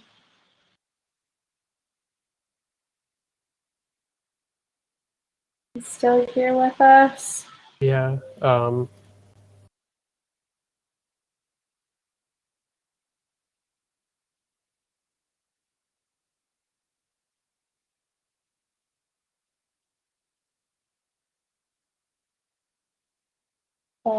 Oh, Philip, we no. have a Okay. lot of people from all over the world with us, and it's absolutely wonderful to see where everyone's coming from. Okay, this worked fine when I tried it in the testing room, unfortunately. That's okay. Let me see if I can keep up then, okay? Just hang tight with me. If you want to start while I play around in the background, please do. Don't let me hold you up. We'll try to get your slides up. Okay. I don't know. What if I share my whole screen? Oop. Okay. Can you see this? We can see your slides, but we cannot see you. Oh, okay. Oh, that's because I have my video turned off. Okay, I'll turn that on, and then hopefully it'll still work, and then we can get started. And finally, I'm very sorry for the delay. You're fine.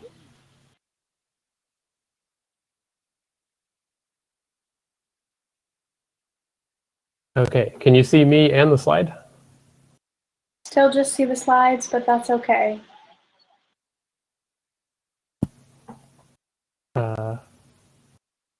I'm still not showing up. Okay, it shows me on Yes. big blue button. Okay, great. Yes. All right, and now you can see me and the slides? Amazing, yes. Wonderful. Okay. All right, well, hopefully that was the only hiccup. All right, so take a moment to breathe after the stress of the technical problems, and we'll get started. So this presentation is going to be about writing native Linux desktop apps with JavaScript. My name's Philip Comento. I'm joining you from Vancouver, BC, Canada. And this is where you can find me on GitHub and Twitter and stuff like that. So a bit about this talk. I'm the maintainer of GJS, which is the JavaScript bindings to the GNOME platform. And GJS is an environment that people can and do use to write apps in JavaScript for the Linux desktop. The most famous one is probably the IRC client Polari, but there's also the flat seal, the permissions manager, and Foliate, the ebook reader, and commit message editor, and things like that. A lot of these apps are available on FlatHub, which means that even though they use the GNOME platform libraries, they work anywhere Flatpak is available, which is on, I think, pretty much all major Linux distributions. Traditionally, at GJS, we've been aiming our documentation at programmers who have already written desktop apps in other languages, other programming languages, and want to use JavaScript for convenience or rapid development, because it's faster than writing some compiled languages like C. But one of the reasons we always give for even having JavaScript bindings in the first place is so that it's more familiar to web developers and they can get started quicker on our platform. And so this talk is about answering the question, is that really true? I was curious about whether I could present a talk from that perspective. And this talk is going to be sort of an experiment, and it's been brewing in the back of my mind for a while and in conversations with other people. So a bit about what it is and isn't. This talk is for people who know JavaScript from other contexts like front-end web development or Node.js, and are interested in how they could use their existing knowledge to write an app for the Linux desktop. It'll consist of a walkthrough with some digressions here and there, starting with setting up a project skeleton and setting up your developer tools, to things that you might want to be aware of while coding, to distribution via FlatHub, which I hope there's not too much overlap with Dan and Arjan's excellent talk that we just listened to before mine. So one thing to note, a few years ago, this talk would have only applied to the GNOME desktop because these technologies like GJS and GTK, they're part of the GNOME platform. But ever since we have Flatpak and FlatHub, you can basically write and publish an app using whatever desktop platform you want, and it'll work on any Linux desktop. So the other thing that this talk is a resource that you can go back to later and reread and click on all the links in it. It's shared at this this URL right here. You can go there now if you want, but there's no reason to because I'm sharing the screen. Anyway, this talk is not going to be a tutorial on how to code a desktop app, because there are plenty of those already. There's a link to one in the slides. Another thing this talk is not, it is not presented by an experienced web or node developer. I do know some things about web development in JavaScript, but I'm not really familiar with the latest tools and best practices in that environment. I guess at heart, I'm a Linux desktop programmer, and in my day job at Igalia, I work on JavaScript engines in browsers. So like I said at the beginning, this is an experiment for me. I might get some of these things wrong. There could be better ways to do things. So the cat is telling us to get on with it already. Let's go. I'm going to talk first about the process of setting up your project and how you might want to organize your development tools. Before we do that, we need an idea for an app. There's a long tradition of having an example app in the GTK documentation called Bloatpad, so I stole that name. Unfortunately, I did not make up this pun. I love making up puns, but I didn't make up this one.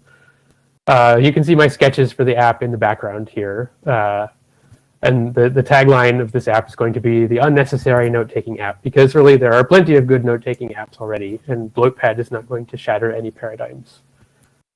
So the first thing we have to do is have something to start with. One thing you could do, if you're using GNOME Builder as your editor, or even if you're using a different editor, you can still launch GNOME Builder and create the project. The new project dialog, which I've shown here, it allows you to create a project skeleton. And then there's also this GTK.js app repository that you can use as a starting point. Both of these are quite similar to each other, and I think one was probably based on the other. But both of them give you a project skeleton. The skeleton looks kind of like this. Here's a list of what it gives you. And I'll come back to most of these things at some point in the talk. The first item on the list, a Meson build system. A little bit about build systems. The one included in the project skeleton is Meson, which is popular for compiled languages, although I'd say it's a pretty unfamiliar system for people who develop only in JavaScript. Meson is great, and you'll definitely need it if your app is going to include any native code that gets imported into JavaScript, which many desktop apps eventually end up doing. Well, I'm not going to cover that in this talk. So if you start an app from scratch, I would recommend keeping Meson as the build system. But if you know the JavaScript ecosystem, you'll be familiar with Yarn. Yarn is similar to NPM, which may be even more familiar. But Yarn will allow you to easily install popular JavaScript development tools like ESLint. And NPM would work for this as well. So what I've done here is created a package.json with Yarn in it and put this snippet into it in order to wrap the most important Meson commands.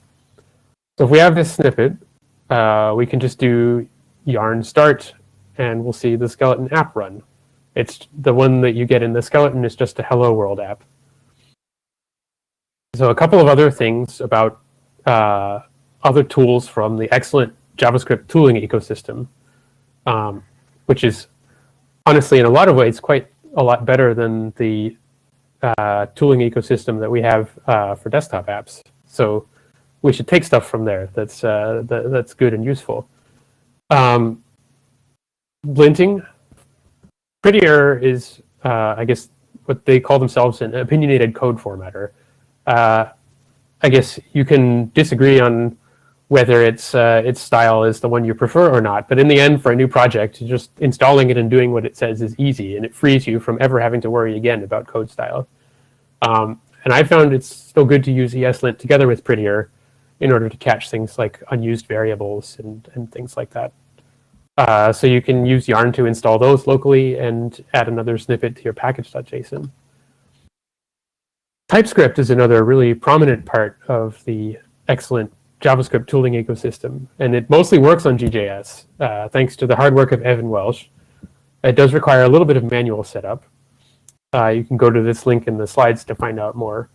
You can use it in two ways. The simplest way is to write regular JavaScript and use the TypeScript compiler at compile time to verify the types. This is like static analysis.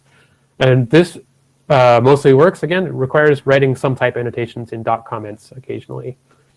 And you can also write TypeScript code directly and transpile it to JavaScript. That works with GJS too, although I haven't done this myself yet. There are hundreds or thousands more developer tools and build tools in the JavaScript ecosystem. A lot of that ecosystem revolves around bundling. Bundlers, I think, are probably not needed when you're writing a native desktop app. The default project skeleton, it includes build code to put all of the JavaScript sources and data files into a G-resource bundle, which is a binary blob that's loaded into memory at startup, and it makes module imports lightning fast, which is quite different from the situation on the web. So we don't need bundling for that reason. Another thing that bundlers do is tree shaking. And this is really vital in web development, where you either have to shake the tree to remove library functions from your dependencies that you aren't using, or you have to use thousands of tiny dependencies that do only one thing, like the infamous left pad. This isn't so vital in our situation with a desktop app, because we have an entire platform in the Flatpak runtime in the form of C libraries that have their own JavaScript bindings, and it's there whether we use it or not. But still, tree shaking is useful to eliminate dead code in your own code base. But instead of using a bundler, there are other packages such as find unused exports that you could use for that. Another big thing in the JavaScript build tool ecosystem is minifiers. That probably isn't needed either for a desktop app, because with the G-resource bundles that I mentioned, we only do the disk I/O once at startup, and there's far less JavaScript code than in a typical website that bundles all of its dependencies. The load time is not really a problem. You might want to use transpilers such as Babel or other things that implement sort of these compile time transformations on your code. Now, these will probably work with a bit of custom configuration. It depends on what exactly you're transpiling. Something like Babel, you might not need it at all because you don't need to support old browsers and old engines in your app. You can just target the latest version in the Flatpak runtime. So a lot of the use cases of Babel, you can just write modern JavaScript by default and you don't need to transform anything. You might use a bundler if you use runtime dependencies from NPM, and I'll have more about that later in the talk. But first, assembling the UI. I don't know what this cat is doing, but it's building something. But UI, so tools for constructing a UI is probably where in the desktop platform we lag farthest behind the web in developer experience. Because it's very simple. The web has HTML, and any browser is automatically a tool for displaying it, editing it, and debugging it. That's not the case with desktop UI files. So in the platform that we're using with GTK, we have there's an XML format for UI description files. So this kind of XML file plays roughly the same role as HTML does in the trinity of HTML, CSS, and JavaScript. But unlike with HTML, there is another alternative that's actually widely used. This alternative is that you can assemble your UI in code. If you come from web development, this sounds kind of ridiculous. Building your UI in code is roughly the same thing as building up a whole web page's DOM using document.createElement in your code. That would be really inconvenient, and it's not really a feasible alternative. But this is different with GJS because, the GNOME platform has a heritage from C, where originally building your UI in code was the only option. So the APIs to do it are a lot more convenient, actually. But on the other hand, in web development, we have tooling like JSX, which we do not have in GJS. So there are other alternatives which are not open to us developing a desktop app. So I guess the big question is, do you want to do it in an XML file or do you want to do it in code? And here's an example of what each option looks like, a snippet of code doing the same thing. On the top is the XML file, and on the bottom is the code. So you can see the XML file is quite tedious to write by hand. We have, on the right of the screen here, we have the Glade UI Designer, which is a program that allows you to visually assemble the UI. and it outputs one of these XML files. Sadly, it currently only works for GTK3, and if you want to use GTK4, you could write the UI file by hand, or you could first build it in GTK3 and then use a tool to do the initial conversion and then maintain it by hand. This is not really a good developer story, but luckily, work on a replacement is already underway. There's actually on several fronts. Yeah, for now, I'd recommend using GTK3 or using Glade to generate an initial file and then converting it to GTK4 and then maintaining it later by hand. So this is what the front page of the app looks like after I built it in Glade, and I used the preview function to render it in a window. So you can see here the icon is it's sort of it stands out more than we'd like it to, and it's also slightly off-center due to the way that the symbolic icon is aligned. These are things that we can fix with CSS, just like we would on a web app. So you can go back to Glade and you can give your UI widgets particular CSS classes, or you can add CSS classes in the XML file by hand, and you can reference them in your app's CSS file. And there's an example of that here on the slide. There is a fairly big difference between CSS from the web and CSS in a GTK application. It's the same syntax, and it's the same box model for margin and padding, and it's largely the same properties that you can set. But the positioning model, which personally I find the most confusing part of CSS on the web, it's completely different. In GTK and the other associated UI libraries like libhandy, they have a much more flexible design language of layout containers to work with. In HTML, we just have div and span, and that's all. So, and you can use CSS to make one of those into a flex box. But I mean, this richer design language of layout containers means that the responsibility for positioning things mostly shifts to the UI file. So there's no position absolute or float left in the CSS that we have on the desktop platform. So here's what that same preview looks like when I applied that CSS to it. So now you can see the icon isn't quite so prominent, and it's got a shadow now, and it's got these extra pixels of padding, which visually aligns it better with the button. So now that's done, the UI looks mostly like we want it to. We have a base on which to build. And it should be somewhat familiar if you're coming from a web app background. So now it's time to write some code. Kat does not want to write some code, but I do. So I'll show you some of the things that you might need to know about the GNOME developer platform, and I'll compare it to things that might be familiar for Node.js developers. The most important thing is that we have API documentation on this address here in the slides. This is for the GNOME platform, and it's for the JavaScript binding version of it. One thing that might not be familiar if you're coming from a Node background, if you're browsing the API, you notice these sections for properties and signals. These exist because the UI elements inherit from GTK widget. And that's a class that provides things such as properties, signals, and CSS element names. A GTK widget in this platform plays roughly the same role as a DOM element in HTML. But you'll find that, I guess, the GTK widget relies on object orientation much more. DOM elements have an inheritance hierarchy too, but for a lot of applications, you don't even need to care about that. For GTK widgets, you kind of do. And the interesting thing that's different from the web platform is GTK widget inherits from gobject.object, which actually, that's the class that provides the signals and properties functionality. So even things like files and output streams and network requests, they have properties and signals.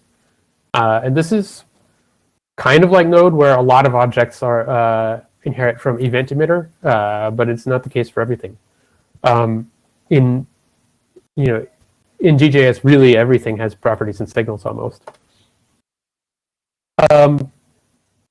There's ES modules. This is something new that you might not realize it works natively in GJS. This is new in the latest version of the Flatpak runtime. We have you can just import ES modules. So this is another initiative thanks to Evan Welsh. This is the thing that for the web platform you have to use bundlers for a lot of the times because you can't count on users' browsers being able to support ES modules. But we support them natively. You can just use them.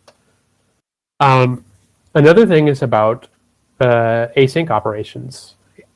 In the GNOME platform, so what we have in GJS, all the I/O is cancelable as well, which is something that Node asynchronous I/O doesn't always have. In GJS, it works using callback style, but we have some experimental support for promise style, and you can opt into it for each method with this gio.promisify thing at the start of your program. That sort of signifies that you want to use the experimental support for that method. Once you've done that, then you can use it like in the code example down at the bottom with await. So this experimental support was actually done by an Outreachy intern, Avi Sayon, a couple of years ago. And we have another Outreachy internship that's still in the application period for working on like making this support just part of the platform and not experimental anymore. So look out for improvements here coming soon. There are lots of runtime libraries that if you're coming from a web or Node background, you might want to use. One of these libraries from the Node ecosystem. Most desktop apps don't end up doing this because there's a lot in the platform already, but in many cases it is actually possible to do this. So the first thing you want to do, like it may or may not work, so the first thing you want to do is check if you actually need to depend on this library. In some cases, you really don't. A library might be something that the GNOME platform already provides in another way, like network I/O. Or it might be a dependency that sort of abstracts over different versions of browsers, and you might not need that because in the desktop platform you can target modern JavaScript. If you do need the library, you start by checking if it has any node dependencies and check if it ships an ES module entry point. So if it doesn't have any node dependencies and if there's an ES module, great. You can probably just copy that module into your sources, import it directly, and it'll work. If there's not, it might ship a browser bundle, which will probably already work. Some modules do that. And if it doesn't have that, you can build your own bundle with a tool called Browserify that's available in NPM. So here's how to do this Browserify trick. You add this -s option, and that builds a UMD module. And UMD stands for Universal Module Definition, I think. So you can import the UMD module, and it has a side effect, which is to install the library as a global object. So yeah, the global object's kind of gross. This is the best way that I found to do this so far. It's not ideal. It would be really cool if somebody would write a rollup plugin for GJS modules or something. Rollup is another bundler tool from the Node ecosystem. But there might be a better way that already exists that I haven't found yet. But in the examples that I'll show in a minute, I'm going to use this trick.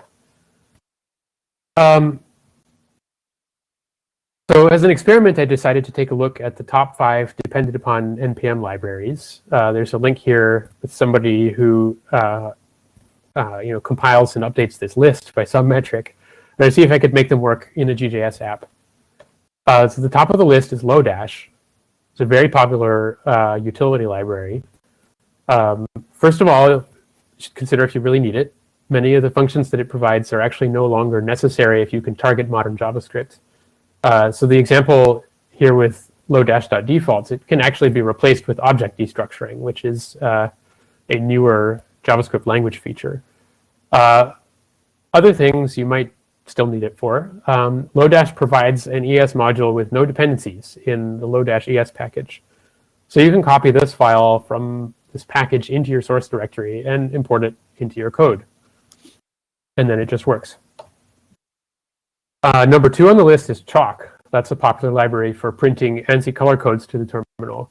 And that does not ship a browser bundle. It does ship an ES module, but it imports other modules that need node module resolution, so we can't use it directly either. So for this one, I used the Browserify trick to build a UMD bundle. And then I also found that I needed to make one edit in that bundle because the browser bundle that Browserify generates, by default, the ANSI colors were disabled because browsers mostly don't support them. So I had to make this one edit, and after that, it worked. Number 3 on the list is Request, which is a library for network I/O. It's a very popular library, but it's been moved to maintenance mode because there are better ways to do requests in modern JavaScript. And there is actually one in the GNOME platform. libsoup is the GNOME platform's network I/O library. And so, I'd recommend using that. It integrates with the main loop.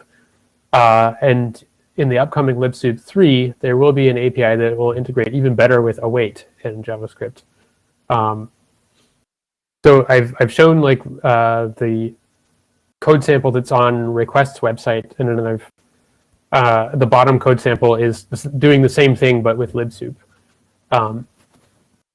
So despite Request being one of the most dependent upon modules in the web ecosystem, in desktop app code you might as well use libsoup.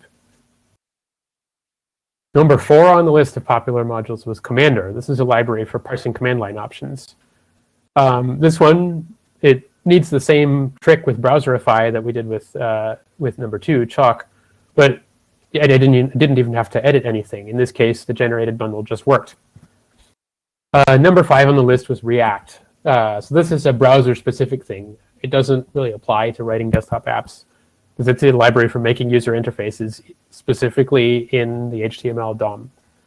Although there is a library, React Native, which abstracts over different mobile platforms, and it allows you to write React apps for iOS and Android. And it would be really cool if this worked for the Linux desktop as well, but I think that would be a lot of work. Anyway, I'm going to skip the part of writing the actual code of Bloatpad. And I've linked to the code in my slides here, so you can click on it later if you're interested to see how I did it. But I'm going to go and share the actual app running. So I really hope that I can share a different window without breaking my screen share for the rest of the presentation. Let's see if that works. Can everybody see the app?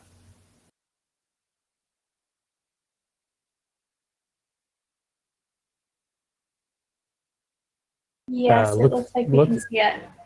Cool. Okay.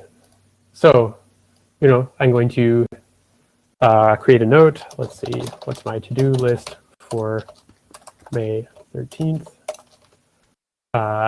I'm a really bad typist under pressure while I'm giving a talk at the same time, so excuse my typos. Let's see, present talk, yes, and then other talks, and then after that, relax. You go back. The note is now in a list of notes. You can add another note. Other ideas for my app. Bloatpad for cats. You can go back and edit the notes, and there's a couple of other features that you get for free or almost for free here. You can really easily make an about dialog using platform APIs. You get keyboard shortcuts help, and that's it for the app. See if I can go back to sharing the talk.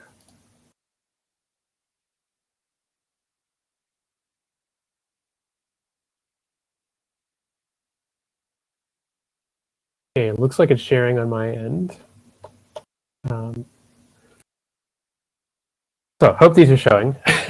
Anyway, So now the app is done, you have to actually get users. So this is also like the way that we do this with desktop apps is quite different from the way you do it with a web app. This is actually one place where the desktop platform really has the potential to outshine the web, because it can actually be a lot easier with desktop apps. When you have a desktop app, once your user downloads it, they don't need to keep using your bandwidth and using your computing resources when they run it. So you don't need to run a server that has to scale really, really hard with the number of users. And what most people do is pay somebody else to do that. Your user downloads the app and they run it on their computer, and you can concentrate on answering bug reports like this cat is doing. So I'll be talking about building the app as a Flatpak and distributing it on FlatHub.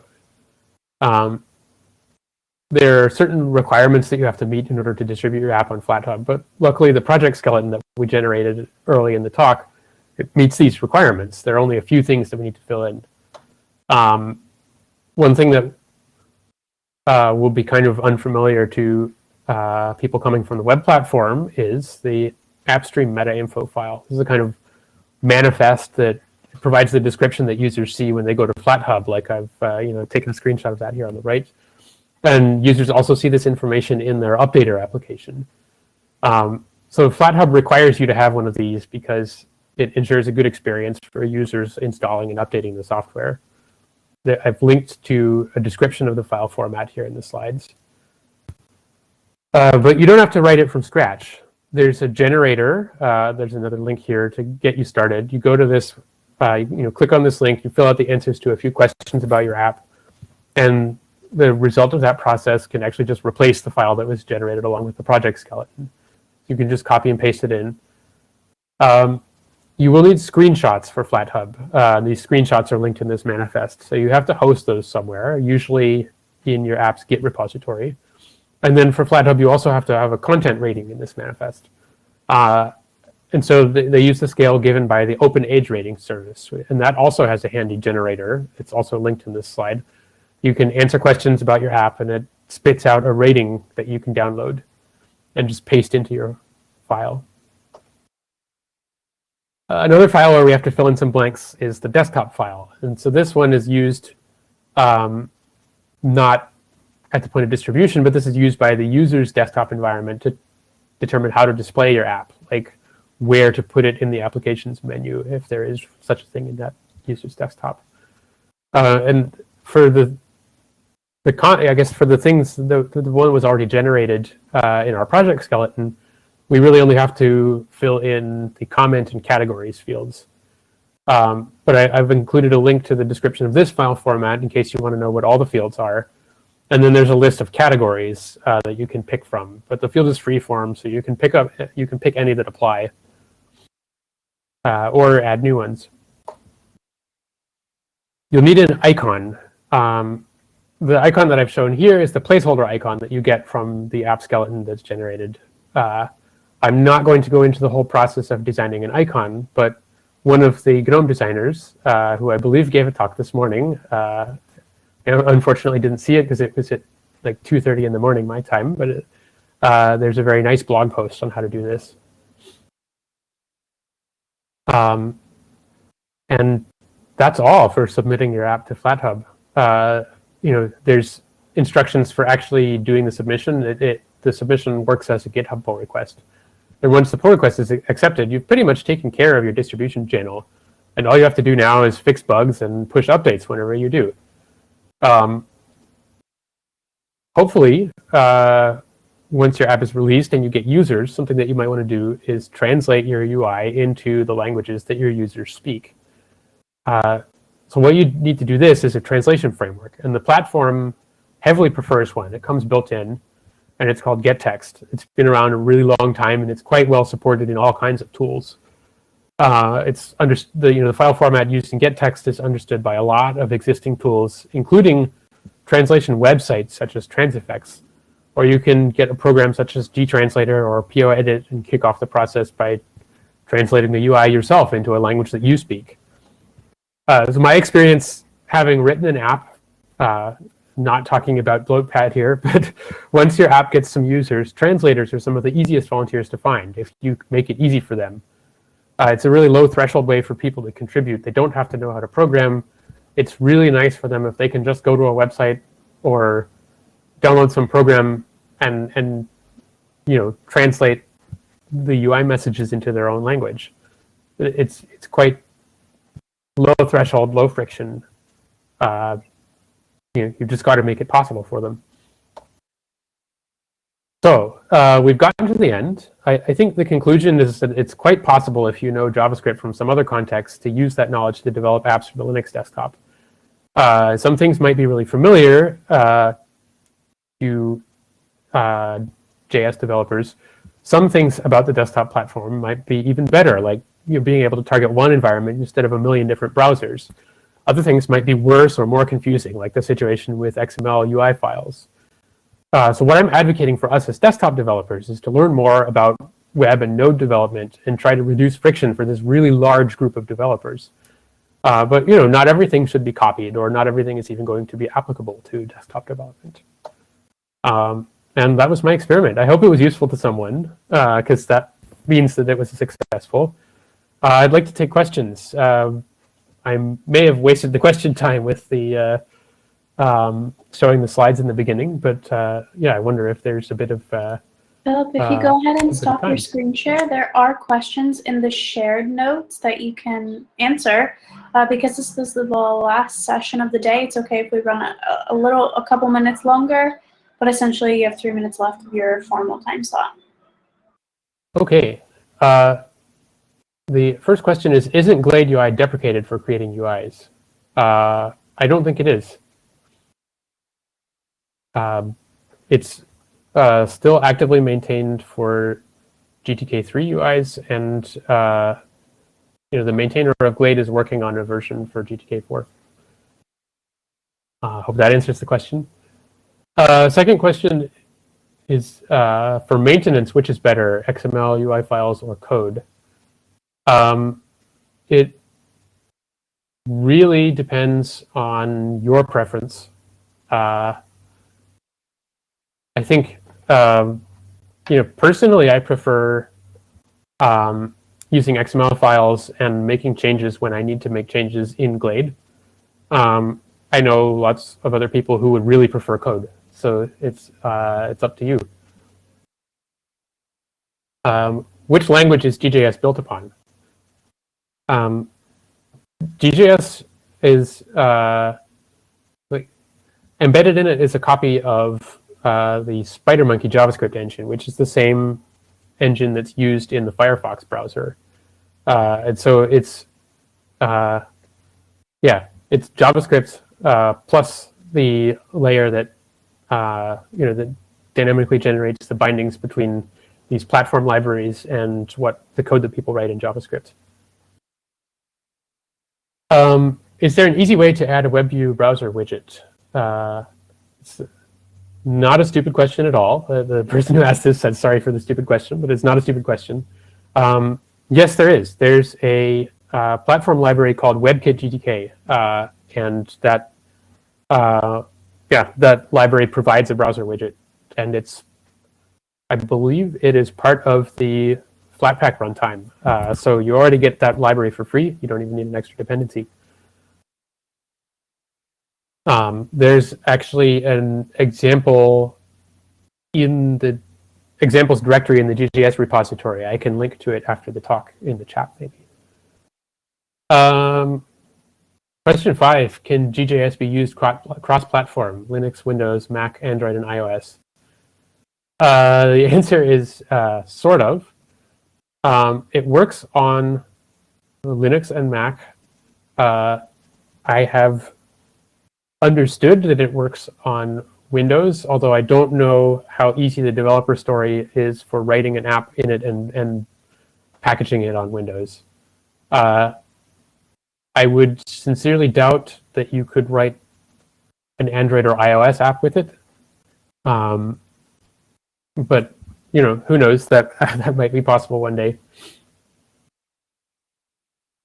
How does GJS compare to Electron performance and memory-wise? I think that yeah, I don't have numbers at my fingertips right now, but Electron is basically an embedded WebView widget. So anytime you embed a WebView widget, your performance is going to go down a bit and your memory is going to go up a bit, because like the web is web is a huge platform. Embedding a WebView widget is sort of necessarily going to increase the resources that you use. So the anecdotal evidence is that Electron apps, they, depending on what dependencies you use, they can use like easily 350 megabytes of memory or something. Still the answer depends on what dependencies you're using, but generally native desktop apps are going to be much more lightweight than that. And if you wrote it in a compiled language, it would be even more lightweight. But the interpreted languages that you can use for writing desktop apps, like GJS, Python, and stuff like that, they are generally going to be lighter than using an embedded browser. 6.1. Is it native code or is it JS runtime, GJS?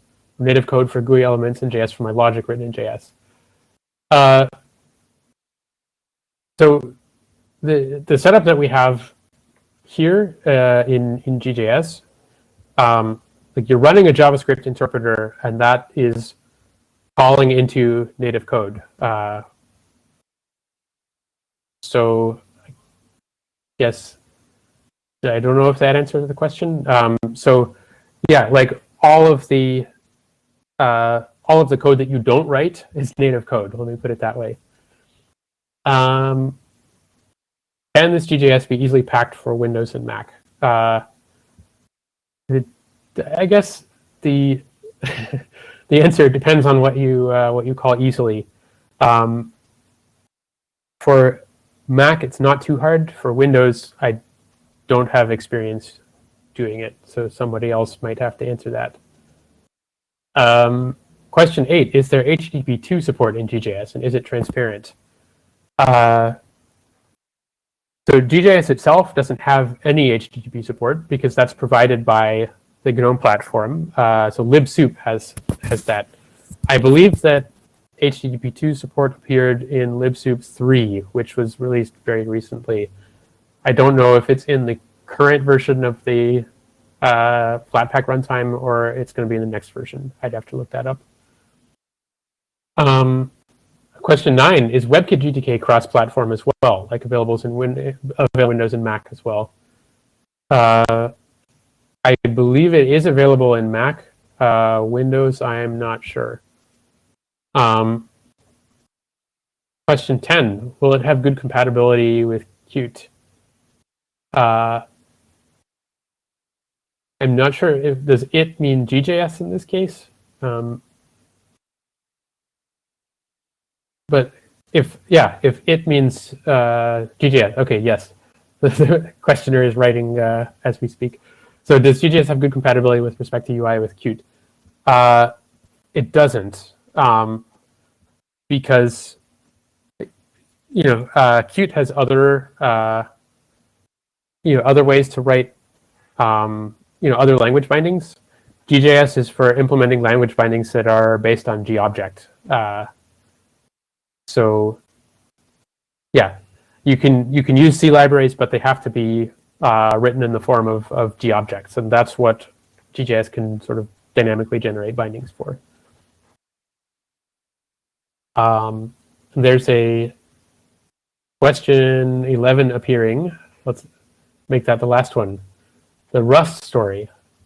I guess if you want to write part of, if you want to write native code in your app with Rust, you can, you can write it in the form of G-object introspection library, and then you can import that library in GJS. I haven't That's not something that I've done myself in any of my code, but I know that it's possible. Yeah. So let's call that the last question, because otherwise I'm going over time here. And before I go, I'd like to thank Andy Holmes and Evan Welsh and Sri Krishna for the discussions that led to this talk, and also their work on improving the GJS developer experience. And the presentation is licensed under a Creative Commons license. The details are in the slides. And you can find the code for the fake app that I wrote on GNOME's GitLab, and it has a permissive MIT license. So thanks very much, everybody, for listening. Thanks so much for being here. All right, everyone, that concludes day one of Linux App Summit 2021. Thank you all so much for being here and sticking around with us all day. Tomorrow, we start at the same time, 9 a.m. UTC, and we'll go until the same time. We have a social event tomorrow at the end of the day. Our social event is Chinese Kung Fu, a tutorial of it, I believe, and that will be at 1930 UTC. Can't wait to see everyone for another day tomorrow. Have a great rest of your day wherever you are, or a great evening if it's already evening for you. Please head over to the hallway track if you'd like to continue chatting and hanging out and talking about what happened and all the talks that we had today. Jonathan, no, I believe you do not need a gym set up, and I don't know how physical the activity will be. I do believe it will require some movement, though.